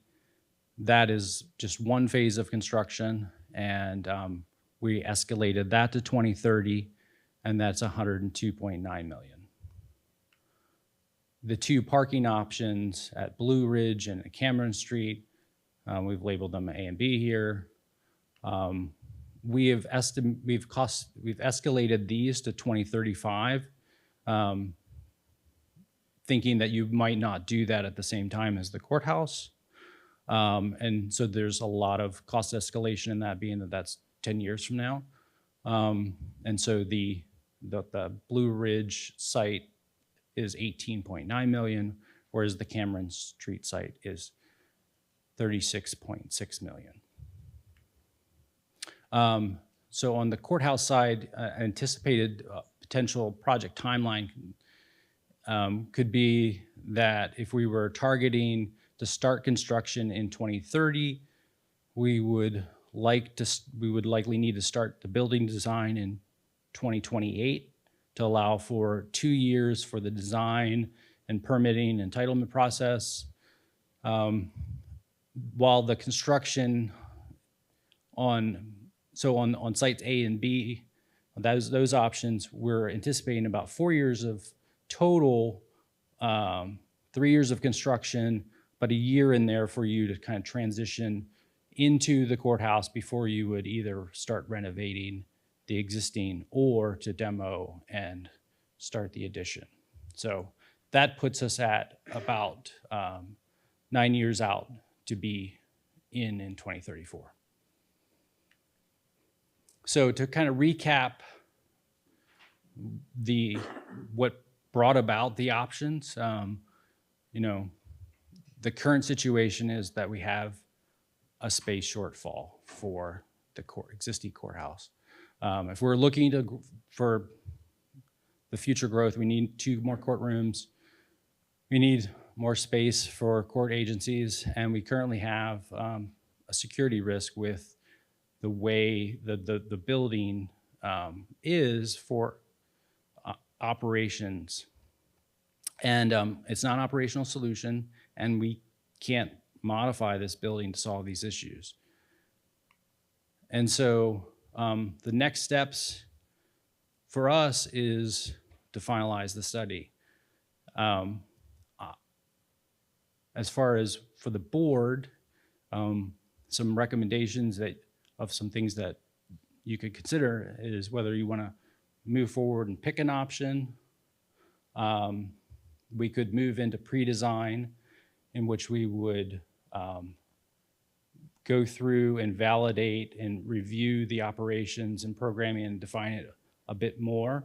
One of the things that we can do is refine the phasing of the building, in that we can look about how, we discussed about how we need to grow those courtrooms. Well, we could design the building to have space that is growth space. So it's not completely build the full courthouse. It's build a portion of it and then leave some of it unbuilt as shell space that we can then plan to transition into. So we could look at that. And then we could also further develop the parking solutions based on the direction that you all determine. But one thing that we did want to bring up is that While the jail is not a part of our study, definitely if there is some decision about the jail, it would affect the options for the courthouse at its current site. And so that's all the information we had for you today. So at this point, if you have any questions. Thank you, Mr. Chupp. Questions, discussions? Mr. Chairman, I do have a question. Could you elaborate on option A and B, what the difference is in the phase two? I don't quite understand. You're saying renovate a portion of existing courthouse and entry addition in 2033. What's the difference there? So in option A, the 1970s portion, we would be looking to reutilize that structure. We would basically gut the building out. We would keep the exterior walls. But we would strip everything down to the structure. We would be redoing all the electrical and systems in that to make it modern to last for the future. But in that scenario, you are stuck with still that 1970s building structure, the exterior envelope and such. And so if you look at like the cost of that, it's very expensive, despite the fact that you still have a building there that you're reutilizing. You're not gaining a lot, unfortunately. You're investing a lot of money into that, but then you still have a 1970s, a 50-year-old building that you're working off of. Whereas in option B, you're going to be scrapping that and building everything to basically the same modern construction. And we would be, for instance, under current Virginia law, you would have to comply with the Virginia High Performance Building Act. And so the entire building would have to be very energy efficient. And so we would have better performance in completely new construction than working with that existing 1970s building. I think, and I don't know the county or the town's opinion on the connection of the historic building, historic courthouse to that addition, but we could potentially have an opportunity to have the historic courthouse be a little bit more independent aesthetically in how we would treat that if we were to, in option B, demo that 1970s edition. So those are the real benefits there with between those two options, is that in option B, you're getting all new as far as everything in it. In option A, you're working with an existing building. Other questions? Yes, Mr. Chairman. On options A and B, so the main entry for the public would be this courthouse entry plaza going, people would be walking past the original courthouse, correct? That's correct. And just if you could give me an idea, some kind of an idea, so what kind of a entry plaza, or what kind of a facade is going to be on that new courthouse that somehow would coexist with the, with the original courthouse? How's that going to look? Yes, so that would be something that we would do very carefully. It would be, so in that, I think that we would want to work, we would work with staff, and if we needed to work with the local historic board. Preservation board. Then we would do that. But the idea would be that the historic courthouse, and if this is the opinion of the county, that we would give deference to the historic courthouse, that we would have the entry of the new courthouse be fitting of a courthouse, but be more reserved, and And so it would be understood as the entry, but you would understand the beauty and the significance of the historic building. Okay, and so if you're new to the town, you would clearly know that that is the courthouse entry, even though it's next to the older courthouse. You see what I'm saying? I mean, and then, Yes. because if you're on Main Street will not tell us, oh, this is the entry to the new courthouse, Right. right? Coming up Davis Street is really where you're gonna see that. I think we're gonna also likely need some wayfinding signage. But the idea is that we are creating this kind of whole like historic courthouse park. And it's flanked by the historic courthouse, by the historic jail, Right. and then the new entry is there in the middle of it. Okay. I mean, I'm not an architect, but I think all of us see good and bad examples of combining old and new Yes. architecture, right? And we endeavor to do a good one. Create something beautiful. Yes. That would be the idea. Okay. And All at right. this stage, one of the important aspects was getting the massing and the heights right. You know, that was kind of the basis of this study and trying to make sure that we didn't dwarf the historic Right. courthouse Exactly. and Yeah. respect it. Okay. Other Okay. questions? For question comments, I'm much more interested in getting the budget right than I am in getting the heights right. So in terms of that, I like the public. I think that we ought to, this certainly warrants referendums for two things. One, do we want to build a courthouse where we're estimating it will cost $100,000 per parking space? That should be on a referendum. Does the voter want $100,000 parking spaces where our courthouse is? And if they vote for it, then great, we'll do it. But that seems to be what we're estimating right here with what we're doing. And if not, Culpeper has, 243 square miles or something? We got some space. And some of them don't have requirements relative to town zoning. And then two, I'm wondering a couple of things. I've been trying to research courthouse costs. I asked ChatGPT and XAI, and I asked them to give me specific examples of cost per square foot of greenfield courthouse buildings of 100,000 square feet. They came up with ranges of the low end of, in this excluding land, but including all other, and for complexes across best practices. A low of $550 a square foot, a high of $1,080 per square foot. Doing the math, they said on average about $65 million for 100,000 square feet, just using 100,000 as the answer, or as the solve for. So what I'm wondering is, how much are we paying if we stay where we are with options A, B, C, whatever it may be, to maintain the old courthouse versus tearing it down? So what's our cost of keeping the old courthouse versus if we ignored it? So you're saying roughly 100 to 110 million. What would the answer be if we didn't worry about the old courthouse? I don't know that I can answer all those cost numbers, but I can tell you Just about. one question there for cost.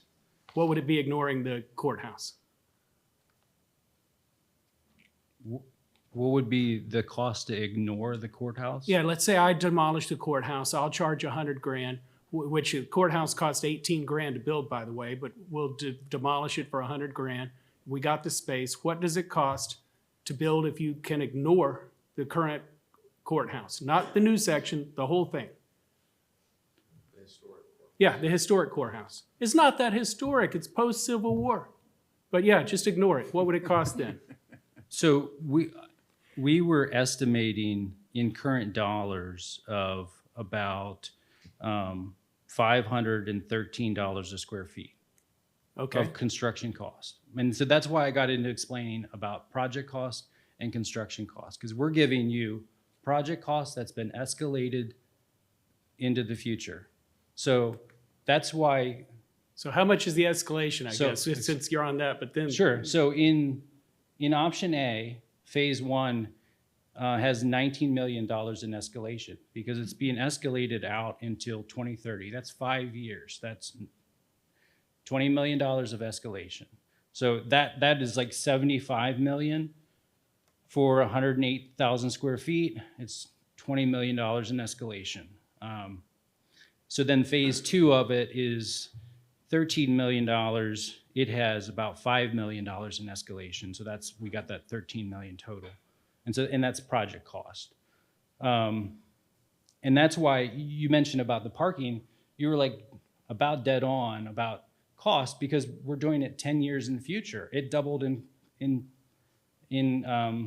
so the parking A, we have about it was $12 million structure and we have $6 million in escalation. Okay, so you're saying essentially it would be $66,580 roughly for parking if we were to build today, but it'd be about $101,000 if we were to build in 2033 in your numbers. Well, on the parking or the building? Parking. The parking, 35, the parking was in 2035, yeah. Yep.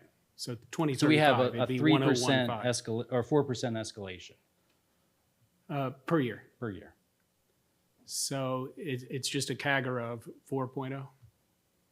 So still what my one number question, so I knew the math before I asked about the parking, but what I'm wondering is if you were to not worry about the old courthouse, pretend it wasn't there, what would the cost of the whole structure of doing whatever you would recommend if we could ignore the old courthouse? So, I mean, theoretically, if you were to take the 513 times the 120,000 square feet and build it today, but where do you put the other? How do you operate a courthouse? How do you during construction? That's what we're trying to. We operate on. We were given parameters because we're trying to give the county options about how they can realistically do that, because we've never had where you can just, like today, move everybody out of courthouse, demo it, and build a new one. So that wasn't the options we were given. Yeah, maybe I can help you out just for a Sure. second. Yeah, so there really is no difference in cost. Whether we are basically ignoring the current courthouse, we're just building next to it. So I don't think if you were to assume that you moved the building slightly over to the side so that it ended up on the same parcel as where the historic court, is that kind of getting at your question? Yes, one is a lot of it looked at different space configurations within a particular area, and you came up with options A, B, and C. Sure. So if you were not constrained by the concern of the current courthouse. Yeah. Now, I know that you're not courthouse logisticians, you are architects. So the difference being you don't do court schedules, you do court space. Yeah. A little bit, well, if you yeah. do logistics also, that's great. But for space, if you did not have that constraint, would there be any difference in cost, or you're saying it's the same to keep the current courthouse? Yeah, so I'm going to try to distill this down to a permutation of one of our options. Could we go back to thank you. I guess C, where you're forgot who was knocking down running it. this building Yeah, to if we keep can in go the back front? to the floor plan for option B, please, B. the top-down configuration. So basically, it sounds like what you're presupposing is that we would build all of that at the same time. So instead of having a phase A and a phase B, we build all the same. And it's really immaterial which shape of land it fits on, right? Because you're sort of saying, what if we could build somewhere different? But this is the logically viable. But what if we did build all that at once? So if you built all that at once, first of all, your JNDR court wouldn't be able to operate for a couple of years. Because you wouldn't have the courtroom. Your general district court would not be able to operate here. So you would, I don't know if you even could do that, but you'd presumably have to offload those court activities to a neighboring, I don't even know if you probably can't do that. But anyway, so you'd have an operational challenge, but cost-wise, it would be building all of that at one time. You would save on the escalation of the second phase. So it'd be $5 million less. But that's not quite. Maybe a little bit less. It would probably be about what you were talking about with your 65 million. Probably be about 65 to 75 million, all told, Okay, well then the other question, because I, for construction costs right, and then and project I, costs. yes, yeah. so moving court locations does have legal implications. I'm aware of that. So that gets to my next question. If we were to not worry about here, but go to a farm field 6 miles or say 4 miles outside of town, because there was an overwhelming referendum saying that the Culpeper constituents wanted the court there, what would it cost to build a courthouse complex on a green field next to water and sewer with other public utilities available, serving the same 100,000 square feet? I think it's your same 100 million as the Site C. So is it just the same to cost to build downtown as it is to build on a farm field, I guess is my It question. would likely be a little bit less expensive. However, we're doing rough order of magnitude costs Right. at this point. So the way that we're doing this, it's really difficult for us to get down into that granular of a level. Also, we weren't asked to consider a greenfield option, so we don't have those numbers ready. I understand you weren't asked to consider a greenfield, but I'm trying to figure out, to me, and this for the board, we have several $100 million projects that seem to be popping up, and every few hundred million count. And so if there's, and by the way, we're saying 2030, and if we're looking at schools that we got to cover by then, we have a presupposed jail, we got to solve something for jail. Then we got courthouse. It'd be good for us to know, do we have certainty, or what is the probability of revenue being there to cover it? Or do we expect a future board to have the appetite to dramatically change our tax structure? It's to me, Yeah, go Mr. ahead. Underwood, it's all pretty simple. It's the timelines. And first of all, I mean, I would certainly not support eradicating the historic courthouse, because that's one of the main fixtures in Culpeper. But once again, it goes back to the planning that we've done the last 6 years with technology and technology revenue coming in. It's the timelines. I mean, I think everyone wants a new courthouse space, and knows the need that's there. But the haste part is what we have to look at, because I think we need to correlate it in with, again, the complexes in our tech zone that's going to be coming in the next 5 to 10 years, to where we're going to have the revenue hopefully coming in that will pay for this, and we won't have to worry about, again, the tax rate and the people in Culpeper having to have the burden of all these facilities that we're building. It's simple, in my opinion. We just need to defer and look at the timelines and correlate and manage it toward the technology revenue that's coming in the next 5 to 10 years. Any other comments or questions? If not, I've got some I'd like to make here. I think you folks have done a very nice job of giving us a look at what our needs are for the courthouse. And I know I worked with you on several of the interviews where you actually went out and talked with the stakeholders. And Supervisor Underwood, I think they are logistics people in a courthouse, because they did take into consideration the flow of traffic through the courthouse itself. I mean, I know they do that, yes. As they did this. So I think you've given us a very nice picture of what we need, and you've looked into the future to try to judge what that future need will be. I don't believe, unless someone on the board here wants to tell me, we are not going to make a decision today as to where we go with a courthouse. What I would like to propose is that we put together an ad hoc committee that will, Mr. Deal, take into consideration future revenue. Mr. Underwood look at some other options that could be available to this, and then come back and discuss this further with some more research being done. Mr. Chairman, could that be just a building and grounds topic and study? I think that would be a great thing to throw to building and grounds. Yes, sir. You good with that, Mr. Lee? Yes, sir, that's fine. One thing I'd wonder, when I look at this timeline, I see 2028 building design. If we're to follow this timeline, what's the timeline for the board to make decisions? So when are we choosing in committee? I think we just chose a committee, which is our standing Building and Grounds Committee, which will move forward with this. Right, but what I mean is at some point, this board has to say, we accept this location, we accept this design, we accept this budget, and then we appropriate. So like for those 4 steps, I may have left one out, but what are the deadlines for that if we're to have the 2034, if that's what we're aiming for, of courthouse complete? What I would like to do is give this to the committee, have them come back, let's say they bring this up at their April meeting, probably come back to us in May or June with a proposed timeline. Okay, And I think makes that would sense. give us sufficient time that would give them some time to digest where they're going, and that would give the board plenty of time to make a decision.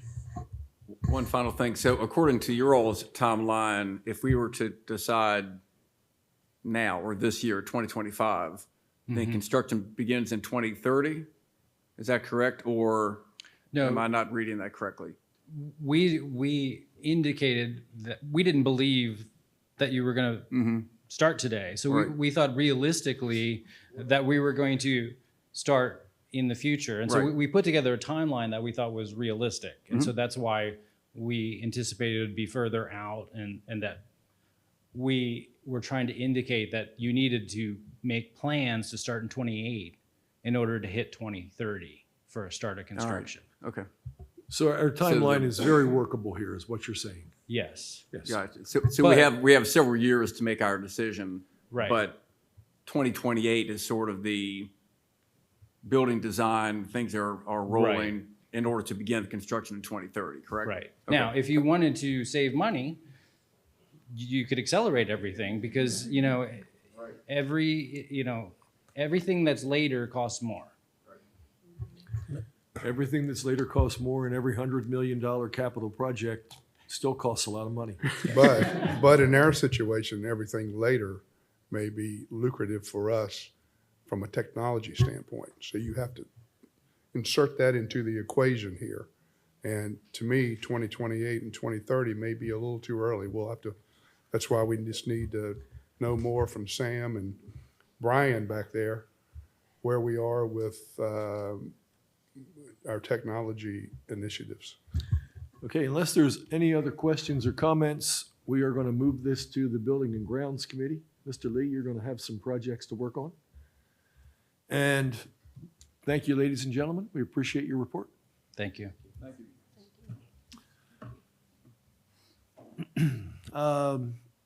Next item on our agenda is item 4.02, Recovery Court Update. Joe Kuntz, Director of the Criminal Justice System, is here. And Mr. McLaren, would you introduce this item? I'll be real brief because Mr. Kuntz has a presentation put together to give the board an update on what is now known as Recovery Court, formerly known as the Drug Court. This is a program that started some time ago now, and we're in the middle of it. And Joe has some good information to share with the board, and I think it's a timely discussion because we will need to discuss, and that's why Ms. Loveday moved to the front as well, some potential look of ways to funding this as we move forward. Wonderful. Mr. Chairman, members of the board, thank you. Joe Kuntz, as you guys said. We have an update for you guys as well as where the program currently is in light of things. So I just wanted to kind of bring this to your attention. As Mr. McLaren said, one of the big changes that we had was the name of our program. It's now Recovery Court. May 23rd of 2024, Governor Youngkin signed Senate Bill 725, which renamed it to the Recovery Court Act. So therefore, we are now known as Culpeper County Recovery Court. Flipping to the next page, I wanted to kind of provide you guys with some very brief statistics as where the program is currently and the participants that we've had. As you can see, since the beginning in 2022, we've had 41 participants. 10 of those have graduated successfully, and this is as of January 15 2025. So not the most current, but a couple months ago.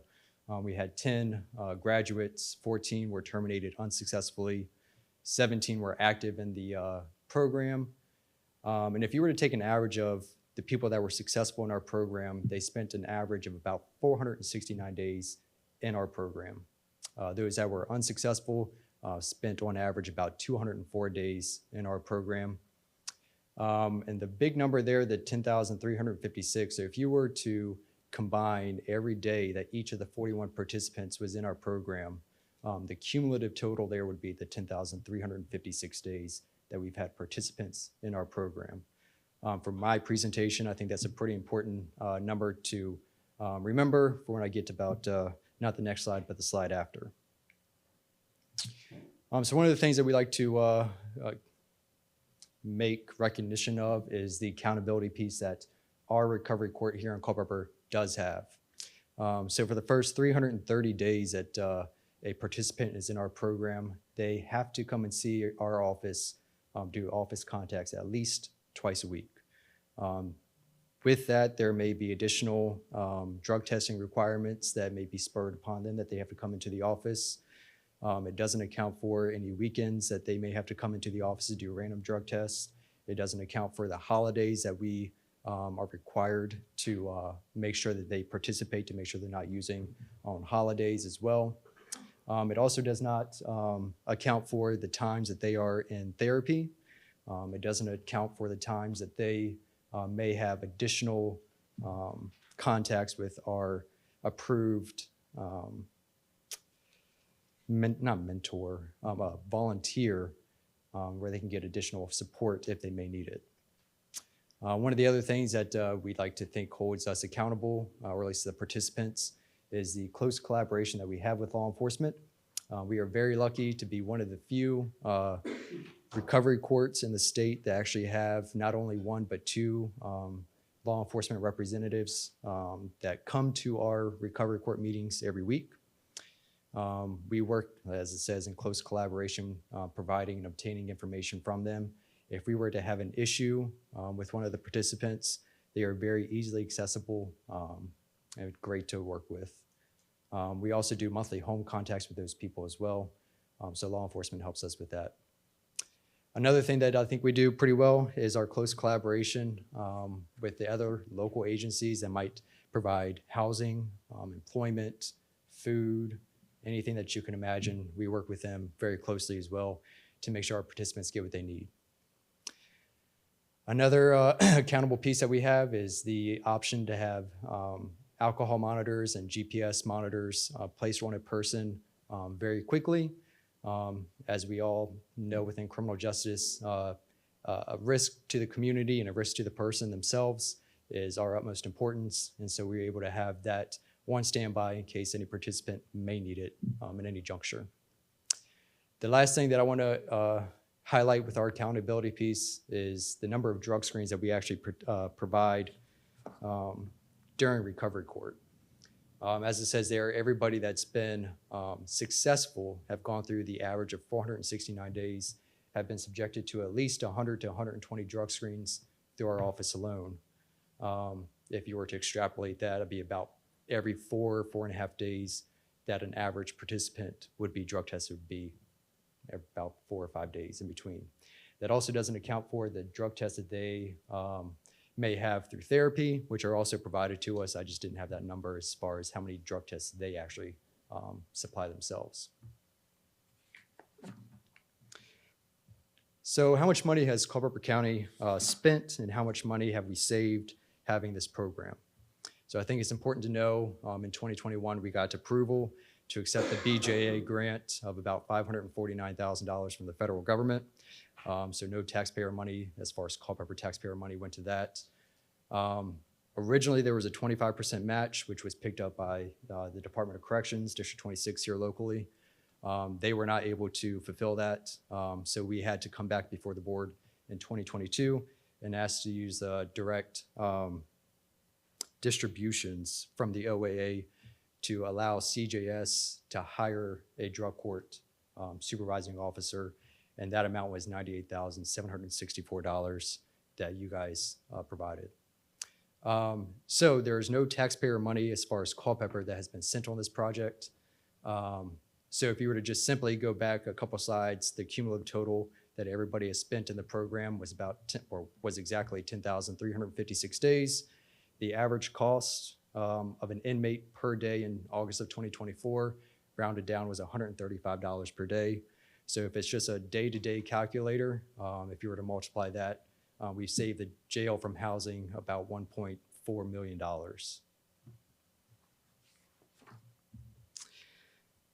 So moving on to the repercussions if somebody is actually removed from recovery court. All these successful participants, their charges are either dismissed or suspended in their entirety.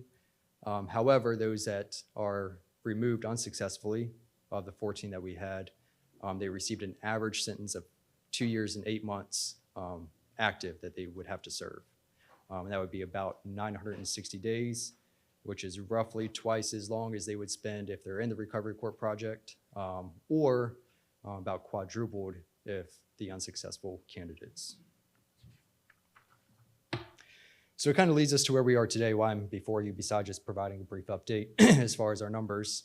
So the 2021 grant that was approved is coming to an end. September of this year, there will be the end of the recovery court grant. And currently, as of yesterday, I double checked again, there is no availability for us to apply for the grant again. There's also no ability for us to apply for a continuation grant to continue the grant, which is what we had originally hoped for. So what we're asking for is the board to approve us using $105,492 from the direct distributions from the OAA. That is a $6,000 and some more change increase, and that's just due to that officer's performance, raises, everything for FY26. Additionally, we'll be asking the board to approve us to do an individual distribution from the OAA for the remaining $198,267, which will allow us to operate for 1 full year. Again, that is not using any local taxpayer money. And this is just a breakdown that totals up to $303,759. There is an asterisk there. In our line items, we do pay for an Encompass caseworker that works very close with us, that helps us get the information from treatment to the drug court itself. Additionally, there is a $10,000 that we allot for to pay for the defense attorney. That's the max, so they can't go past that. So that's the end of my presentation. Happy to answer any questions that there may be. Are there any questions, comments? Mr. Underwood. So I understand that opioid abatement funds, the two sources could cover the $300,000 for the next year. Yes, sir. What would the plan be for the following year? It's a great question. So my current plan is to make sure that by this time September rolls around, that recovery court is able to continue to function. Unfortunately, I just don't know what the federal government is going to allow in the future. So I think this 1 year would allow us the time to figure out what that may look like, to see if the grant may open up again. And if that's not the case, then we very well may be back in front of the board asking to use the same exact funds from the OAA. What are the total amount of OAA funds available? Meaning, how many years could we do this? It's a great question. I may pass the torch off to Ms. Loveday, who can help answer that question. Is there a spreadsheet attached as well? There is not, but I do have it here. Okay. Yeah. So there's direct disbursements from the Opioid Abatement Authority, Yep. which are sitting in our bank account currently. That's what we're using as match for this position. There's about $500,000 in Ms. that Loveday, hang account. on just a second. Ms. Ellis, I think you can get that spreadsheet. It's Yeah, on the board Projects, docs. it's the second. Yes.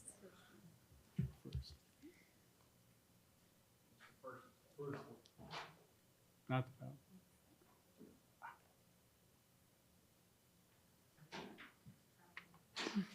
Thank you. No, you gotta go back to it.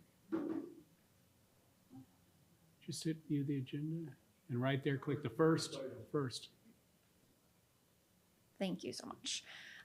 So the emerald green column comes directly to Culpeper County. This is where we're spending our match from currently, but we still have a balance of about $500,000 in this account.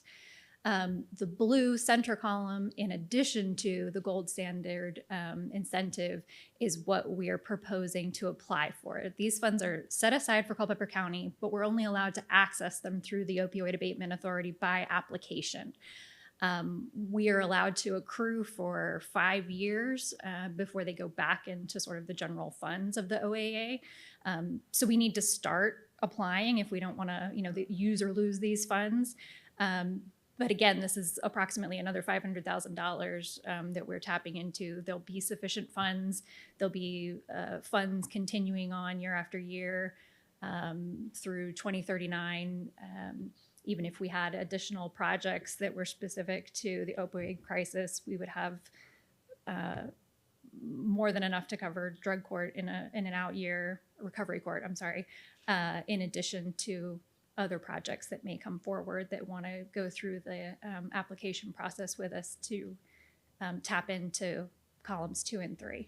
Well, when I look at this, so I'm just using the 300,000 a year. I'm not going to go up or down, but when I look at the funds from 2025 going forward, they go down each year. Mm-hmm. And it looks like when we get past this year, the numbers, at least in columns 2 and 3, add up to about $45,000. So what is unless we're expecting a change in the federal government relative to funding this, what is the plan post this year? Because we're great, we got a little bit we can draw down on, but within a couple years, we're clearly running in the red by 90% of 80+% of the program, if not 90%.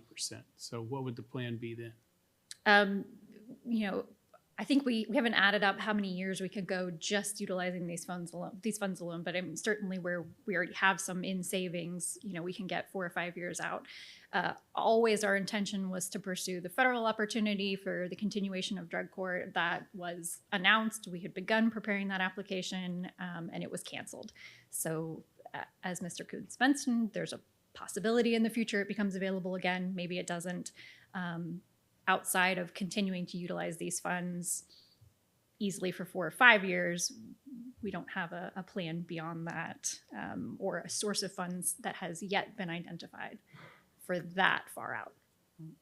Mr. Chairman, I am all for continuation relative to 1 year in a period of uncertainty. So I recognize the uncertainty. I'll support going forward a year based on that. Is that a motion? Is there a second? Second. We have a motion and a second. Further discussion? All those in favor say aye. Aye. Aye. Motion is approved. Thank you. Thank you. Thank you. All right, we're going to move on now to new business. The board will consider adopting an emergency mutual aid agreement which allows for the Culpeper County building official to act in that capacity for Orange County on a temporary basis. And I would like to ask Mr. McLaren to please introduce this item. Mr. Chairman, happy to do so. This is an item where Orange County has reached out to Mr. Orr. He's entertained their request to potentially fill in as a building official. It would not necessarily interrupt any of his duties here in Culpeper County. But we've done this before, just as a reminder to the board. We did this with Madison County not too many years ago, where they had some medical issues with their building official. It's my understanding that Orange County is without a building official. They're without a deputy building official as well. So they're kind of in the hole. They're in the middle of trying to dig out of that.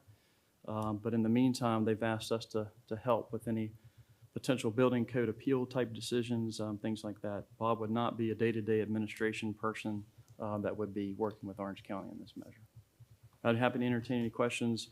Bob's sitting back there. He's done this before. If you wanted to ask him questions, I'm sure he'd be happy to answer those too. So, and Sheila prepared the county attorney prepared the agreement and the resolution that is attached. Any questions? I move we adopt the emergency mutual aid agreement with the resolution that's attached. Second? Second. We have a motion and a second. Is there further discussion? Mr. Chairman, I do have a question, and I guess this would be directed to our building official. With turnaround times and inspection times for a local building office, do we foresee this adding additional time to inspections and turnaround for plan review and that sort of thing? Yes, good morning. No, sir. Basically, that is all handled by staff now.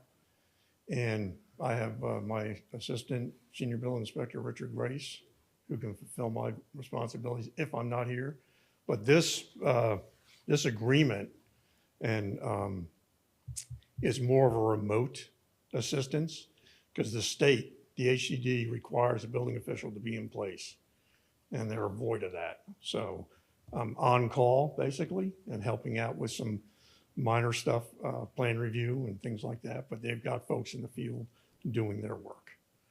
So, and the good news is, and I'm anticipating this may not last, but maybe over a month. God willing, they've been interviewing and they're on track to fill those positions. So I think we're looking at a short period. Thank you, sir. Thank you. Any further questions or discussion? We have a motion on the floor. All in favor, say aye. Aye. Opposed? Motion is carried. The next item of business, item 5.02, has been withdrawn by the applicant. Moving on to 5.03, the board will consider awarding a contract with CJR Remac Inc. for the remarking project of the apron, taxiway, and runway at the Culpeper Regional Airport. And I would like to ask Mr. McLaren to introduce this item. Mr. Chairman, on board docs is the contract that the board is asking, the staff's asking to consider this morning. Alan Culpeper, Director of Procurement, is here as well that can answer any questions about that contract. Ms. Woodward Tanya is here, was here. The meeting's taking too long. Tanya was here as well. She can explain any details about that project as well, Mr. Chairman, but it's ready for your full consideration. Funds have been appropriated for this, by the way. Mr. Culpeper. Mr. Chairman, members of the board, I can answer a few questions, but back in October, the county went out for a request or a bid for the repaving and remarketing of the taxi. This will consist of pulling up the old markers, reflective paint markers, and putting new markers down. It's my understanding this is an 80-20 grant. We had two bidders that submitted bids on this project. Reback Corporate was the lowest bidder, $134,000. And the next to the lowest bidder was $244,000. And we were asking for, the funding as far as the feds has been approved through the Virginia Aviation Board. And we're looking for consideration for the award this contract to Remac Incorporate. Are there any questions? Comments? Is there a motion? I move to approve the awarding of the contract with CJR for the remarking project at the airport. Is there a second? We have a motion and a second. Further discussion? All those in favor say aye. Aye. Opposed? Motion is carried. We're going to move on now to committee reports. The first committee is Public Works. Mr. Underwood, do you have a report? We have a couple of things, sir. First, the committee brings forward a motion to approve staff's recommendation to apply for additional revenue sharing funds for Route 633, 644 Riva Road and Route 603 White Shop Road improvement projects. I guess we're doing this as two separate motions, but Stevensburg's going to follow. Okay. Do we have a second for this, for discussion? Second. Okay, open for discussion. Questions? Maybe the county administrator could briefly explain what we're doing. Be happy to. Mr. Chairman, this is something that the board has been working on for some time. We already have, as Mr. Nesbitt alluded to from VDOT this morning, we have revenue sharing dollars already allocated towards both projects, Riva Road and White Shop Road, for some improvements. We did not get our full allocation request, our previous round of revenue sharing applications. Therefore, we anticipate that we are going to be short funds to be able to complete those projects. The revenue sharing application portal is open again, as Mr. Nesbitt indicated, and will be closing here in early spring. Staff is asking the board to consider to applying or allowing staff to move forward with an application for up to additional $4 million in state revenue sharing funds to be matched by local funds through our CIP process to be able to complete improvements to these two roads. Just at a very high level, when the committee considered this, we recognized and agree that Stevensburg is where we should be focusing our effort. The way that the revenue sharing projects work are, if it has been a previous application, it goes to the top of the list relative to the next. So what happens is, like we did with Riva and White Shop, we got partial funding last time. This time it's top of the list, likely to receive. The bulk of the money which will be coming next is for Stevensburg, which will be 6 and 6. It will likely not be top, but hopefully we'll get all we can. And then next time it will be top. So this is kind of the process that we're in relative to revenue sharing. Unfortunately, Mr. Chairman, there's a limited pot of state money to go for. This is still the best source of state money for these types of projects at the moment, though. Any other questions? Comments? We have a motion on the floor. Is there any other questions? Other questions, we'll take a vote. All those in favor say aye. Aye. Opposed? That is carried. Next issue, Mr. Underwood. The committee brings forward a motion for the board to authorize staff to apply for revenue sharing funding for Route 63 Stevensburg Road for this upcoming VDOT sharing application cycle. Second. We have a motion and a second. We're going to open for discussion. Mr. Chairman, if I could just take 30 seconds here. The $6 million here, we're allowed it's a 2-year cycle for revenue sharing. It allows the locality to apply for up to $10 million of state funds to be matched by $10 million of local. So between $20 million, adding some, as we just mentioned, to Riva and White Shop. This would get us started on phase 1 for Stevensburg Road, and that has been, as Supervisor Underwood alluded to, a priority for the board for a number of years now to try to move forward on that project. We would apply for phase 1 of that, which would basically take care of the northern section from, south of Route 666, Bragg's Corner Road to the bridge. Would not include any work on the bridge itself.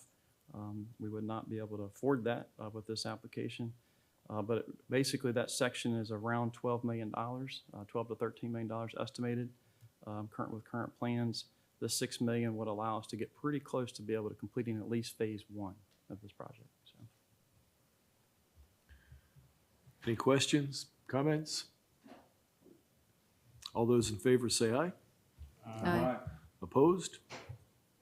Motion is carried. Next up is Building and Grounds. Supervisor Lee. Yes, sir, Mr. Chairman. The committee brings forward a motion to approve the Len Park Trail and Parking Lot Project. Is there a second? Second. We have a set motion and a second. I believe. Come Mr. on Hardy up. is here. Well, just call the question. We'll move along here. Okay, you getting hungry? All right. And no further discussion. All those in favor say aye. Aye. Opposed? Motion is carried. We're trying to make up for lost time here. Mr. Lee. Yes, sir. Item B, the committee brings forward a motion to approve the bathroom facility project for the Mountain Run Lake Park. Second. We have a motion and a second. Further discussion? All those in favor say aye. Aye. Opposed? Motion is carried. Mr. Chairman, I just want to make one comment. Just for those that are listening this morning, those funds have been prior appropriated through our Yes. capital improvement program. Yes. So they're not new projects. So. We're flying through this knowing what we're doing. That's right. Mr. Lee, one more time. Item C, the committee brings forward a motion to approve the scope of work for the expansion on the Emergency Operations Center. In addition, the committee moved forward to the full board with no recommendation for additional funding. Is there a second? recommendation. Well, there's a recommendation there. Okay, for this, okay. Mr. Bates, second. Okay, we have a motion and a second. We'll open this for discussion. So just to better understand here, so there's a motion for scope of work for expansion of EOC. Great. And then there's not a recommendation at this point for additional funding. That is correct. There's a need for, I believe, an additional approximately $600,000 to fund this project to go forward. Probably would be a little less than that. We've identified a source of funds that could help them with some soft costs through the E911 fund. But yes, you're still looking at a $400,000+ extra of what's already been appropriated for these projects. Well, I'm all for it and know we need it, but if we're approving the scope of work, where do we expect to get the money once we have the scope of work? Mr. Chairman, right now I have in the current draft CIP, which will be discussed in part at some point today when we get there in the work session, for the additional monies for the EOC expansion. The draft CIP does not include, however, the additional approximate $200,000 that would be needed to actually do the sheriff's park. So those were prior appropriated projects. We obviously have not done them. With the scope of the EOC has changed with the sheriff now in charge and the EOC, the 911 center there. So that scope of project did change. That was part of the delay in that project. But since we have realized that we didn't move, those projects have gotten more expensive. Thank you. So I have a question for Mr. Culpeper, Mr. Chairman. For the additional $400,000, what's the procurement process going to be?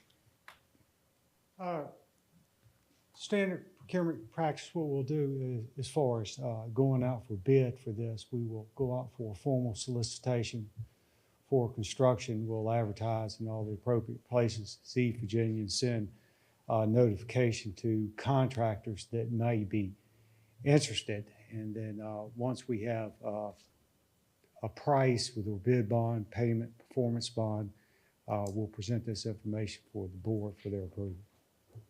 Do you agree that the scope of work is a necessity or feasible? The ask is feasible. That question, I'm not that familiar with all the project. Maybe Mr. Howard can answer that a little bit better. It is my understanding that the Sheriff's Office does request additional spacing, room for that, but I cannot answer that question today. Mr. Chairman, I can kind of, from what I understand, the sheriff has actually created more of an open space floor plan to accommodate 100-person training facility. And it would stand to reason for me that would be less expensive than having individual offices and such. But, you know, I agree that right now, I don't think the county's in a position that we want to go add another $400,000 off the cuff for this project. And it would seem to me that if they want to move forward with the scope of work, they may have to end up phasing this thing if that's a possibility. And I understand with the RFP, when you go to put that out, that needs to be made, you know, that needs to be part of the process. But, you know, I don't foresee right now the $400,000 that the county's in a position to put that out there. Well, I certainly agree with Mr. Bates on that. I mean, if in the situation we're in now with the budget, I mean, if we can even defer down the road on this, I'm all for that. Sounds like Mr. that's Underwood? what the committee may be saying between the lines, so sounds like the committee's doing it right. So is there a motion? We're going to vote on this motion. All those in favor say aye. Opposed? Aye. All right. What is the motion? We did have a second. Paul. And the first, okay, so the first motion is going to be for approving the scope of work. All right. But not appropriating. But not appropriating any funds. Okay. Approving the scope of work. All those in favor say aye. Aye. Opposed? The motion is carried. Now, is there a motion on the funds, or should we just leave that lie? Just not move on that? Okay, we're going to move forward. Thank you. Next item on our agenda is item number 7, Economic Development Director's Report. Mr. Ruffino, would you please come forward? And before you get started, I'd like to make note that Brian has been recognized by the Virginia Business Association as one of their 40 under 40 award recipients. 40 under 40 recognizes up-and-coming business professionals under the age of 40. Your hairline doesn't match that. It does not. It does not. Based on their professional accomplishments, community service, and commitment to inspiring change. That's a great tribute, Brian. Congratulations. Mr. Chairman, I really appreciate it. And members of the board, I appreciate so much. I'm so thankful. Thank God for Culpeper County that this opportunity was available to me back in 2021, and the support that the board has given in the county. I truly appreciate being part of Culpeper County, contributing to its future successes, as we've talked about a few times here today. I'm going to try to be pretty quick for you here. I just want to give you a quick strategic plan update. As you're aware, it's divided into 3 parts. The first one's Choose Culpeper. For this update, you saw this previously where I had these. Green means we're on track. Yellow means we'd like a little bit more progress. Red means there has not been as much progress as we had hoped. I'd given you this update in 2024. If it has a square that's a different color, not the black one, but yellow or something, that's showing you what we had previously in May. So this one has, of course, then I added some granularity to that. We've made some, I think, better progress with where we were with goal 1.1. Our businesses are getting used to the work that my office has been working on, has provided. We're starting to see outreach coming directly to us, which is great when something comes up. That's where we're trying to get the office to. That the first, I always tell businesses that we don't know where to go, come to me first. Worst thing I'll say is that's a great question.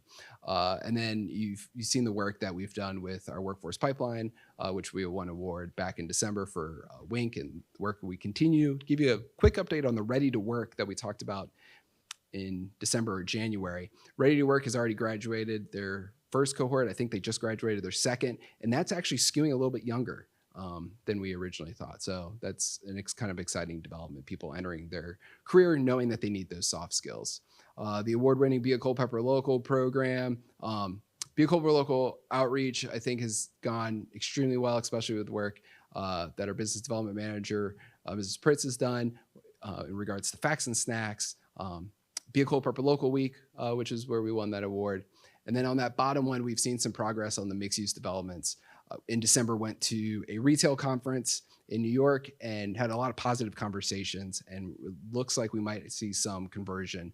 I think the county, we do not do a great job of monetizing the people that go through US 29, and working on trying to give them some options to take a quick stop and leave some money here, which we would appreciate. And then, of course, Choose Culpeper Farms, which also won an award last year. Not any change on any of those. That program's gone very well. That last one, the 3.3, trying to find different ways that we can do more than we are is just difficult right now with the limitations that we have on time. Still working on trying to find that 25th hour. So looking forward, our strategic plan was a 3-year plan, so that will expire at the end of this year. Our goal is to spend this year trying to come up with some the next plan, and really some feedback that I'd be interested for the board. You don't need an answer now, but over this year, would you like to see that a little bit shorter, knowing that we are expecting some significant changes to our economy in 2028 with the development of the Culpeper Tech Zone? Or should we go more standard, which is typically a 5-year strategic plan? And that's what we'll be working on throughout this year. Thank you. Any questions? Yes. Go ahead, Mr. Underwood. No, I was just saying that I asked us a question to be good for us to figure out an answer relative to the duration of the strategic plan. and this is something we have a little bit of time this year to think about, but that is something that we, off direction of the office, we just need to kind of, as we start going through the strategic plan, do we want to kind of get us to the development, the beginning of the development of the Culpeper Tech Zone, and then plan out after that, or go all the way to 2030 and kind of bridge that? Comments or thoughts there?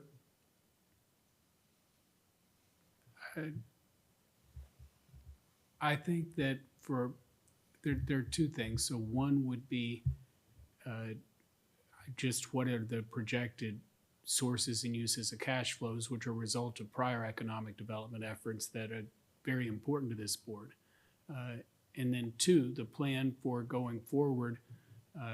There have been many members of this board talking about a pause after we have a large development of the tech zone, which we seem to have perhaps completed. So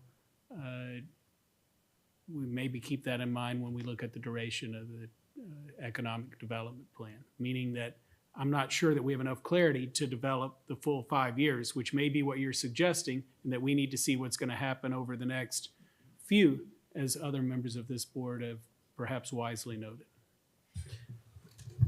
Mr. Chairman, to comment on that, I think the board's done a great job.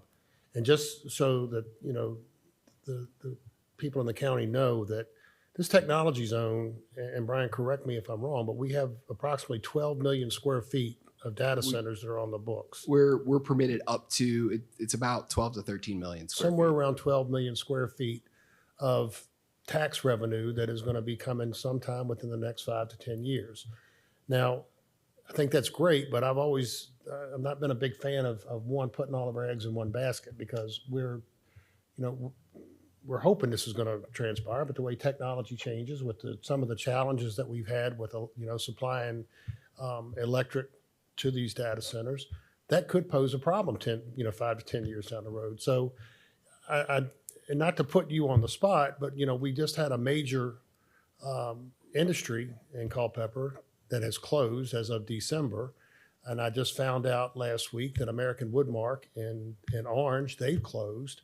So I, for one, would like to, kind of, now that we have 12 million square feet of tax revenue that's going to be coming into the county, hopefully, that now we can start focusing on creating jobs for those who live in the county, becoming a job hub versus a bedroom community. Yeah. We've never stopped focusing on that.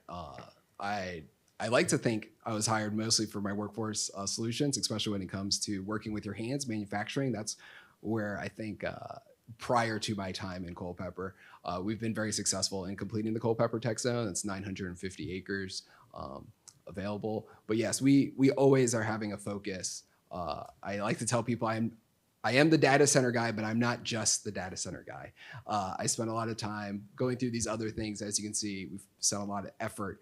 And the work that we are doing all cascades to where we're going as in our economy. The work in Culpeper, that was very important to launch when we did, knowing that we're seeing more hiring that will be happening when the tech zone develops in 2028. Starts to develop in 2028, understanding that the availability of cash entering our market with workers coming in, these operations are taking thousands of construction workers coming in and out, making sure our small businesses are prepared for that. So our effort is always full scope. I love working with our partners at the CTZ, but helping the gentleman do the, I'm blanking on the name, of Virginia Bison, helping him through the process of getting that approval. That brings me just as much joy and brings our office just as much joy as when we see that couple $2 billion data center land. So we're always working on those. Mr. Deal, did you have? No? No, I had another topic before he leaves. Okay. Brian, I think in my mind, it would be smart to move forward on a 5-year strategic plan. But as always with these plans, as time moves on, they should be somewhat flexible and you know, we can look at changes as they take place. So we're always looking at real world as we go forward. Okay. But I think you need to look at 5 years out with some flexibility. Okay. Mr. Deal. Yes, before you leave, and I was going to address this to Supervisor Lee, who is the chairman of the Building and Grounds Committee. It may save us some time if we task Brian to get updates on where we are, where the users and the stakeholders are with the tech zone build out, where they are in preliminary engineering, where they are in potential groundbreaking in 5 years from now or whenever it's going to be. Maybe get with Paige Reed with the town to see where that entity is on the corner across from Swift, because I think they're moving along pretty quickly. And maybe bring that to the Building and Grounds Committee on Tuesday, and it may save us some time to where we won't have to, may save us a month to where we won't have to bring him back and get that information at a later date. Yeah, happy to participate in those committee meetings. For the courthouse topic. Yeah. And Mr. Chairman, Mr. Rothmel will be joining us in our budget work session as well. He has a portion of that, which we'll talk about a little bit, data center projection for revenues. So the actual construction of those, I don't know if Tuesday is a quick turnaround. We have some that are in development that I can work with Mr. Cooley and the planning department to get updates on.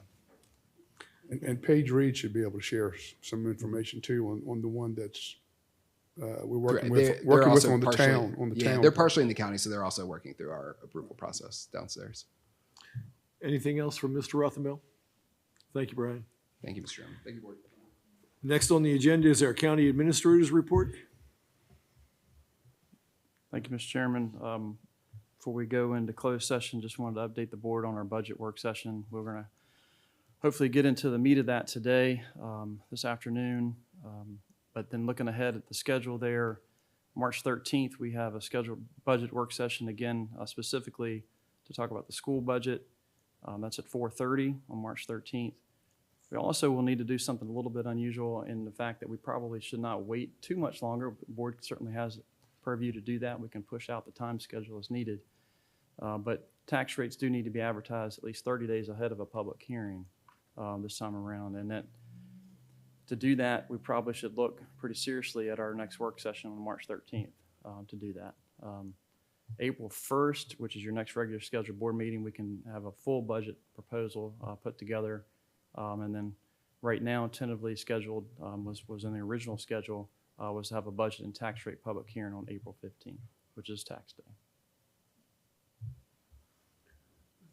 Mr. Underwood. Is that our normal schedule? Do we normally try to, or is that about a month early? No, but I'm going to get Ms. Lamb to understand, if I can, Supervisor Underwood, to answer that, the reason for that.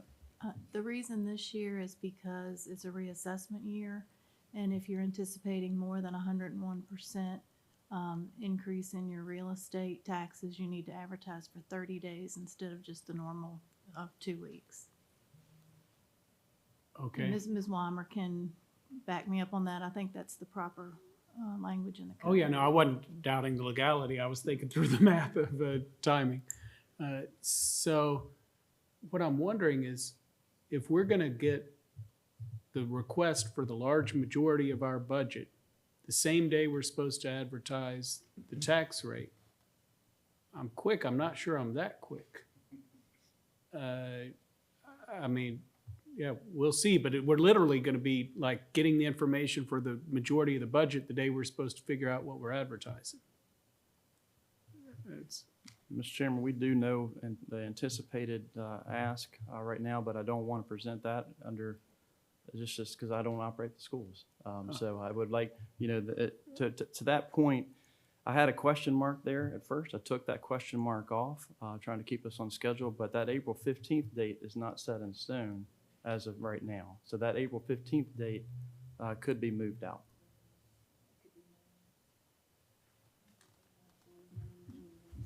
Does it have to be a different day than when we have our regular May public hearings, or could we just throw it on with a bunch of them?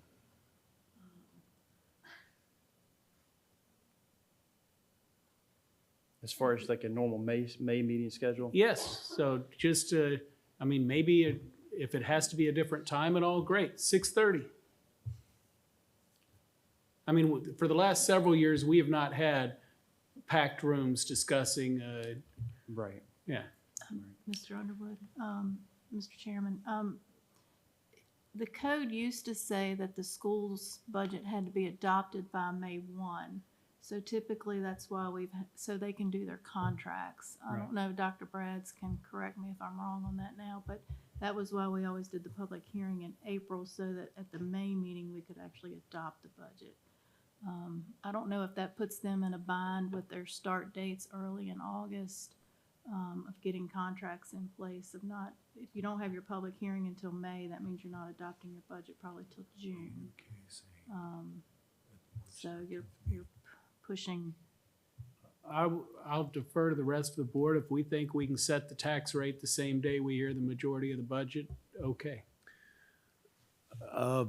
Sheila, here's a question. Would we be okay? We have our meeting on March 13th, our work session.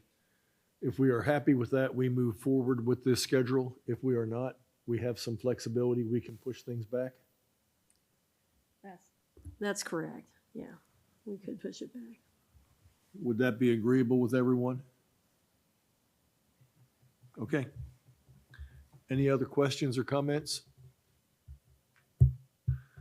If not, we will entertain a motion to move into closed session.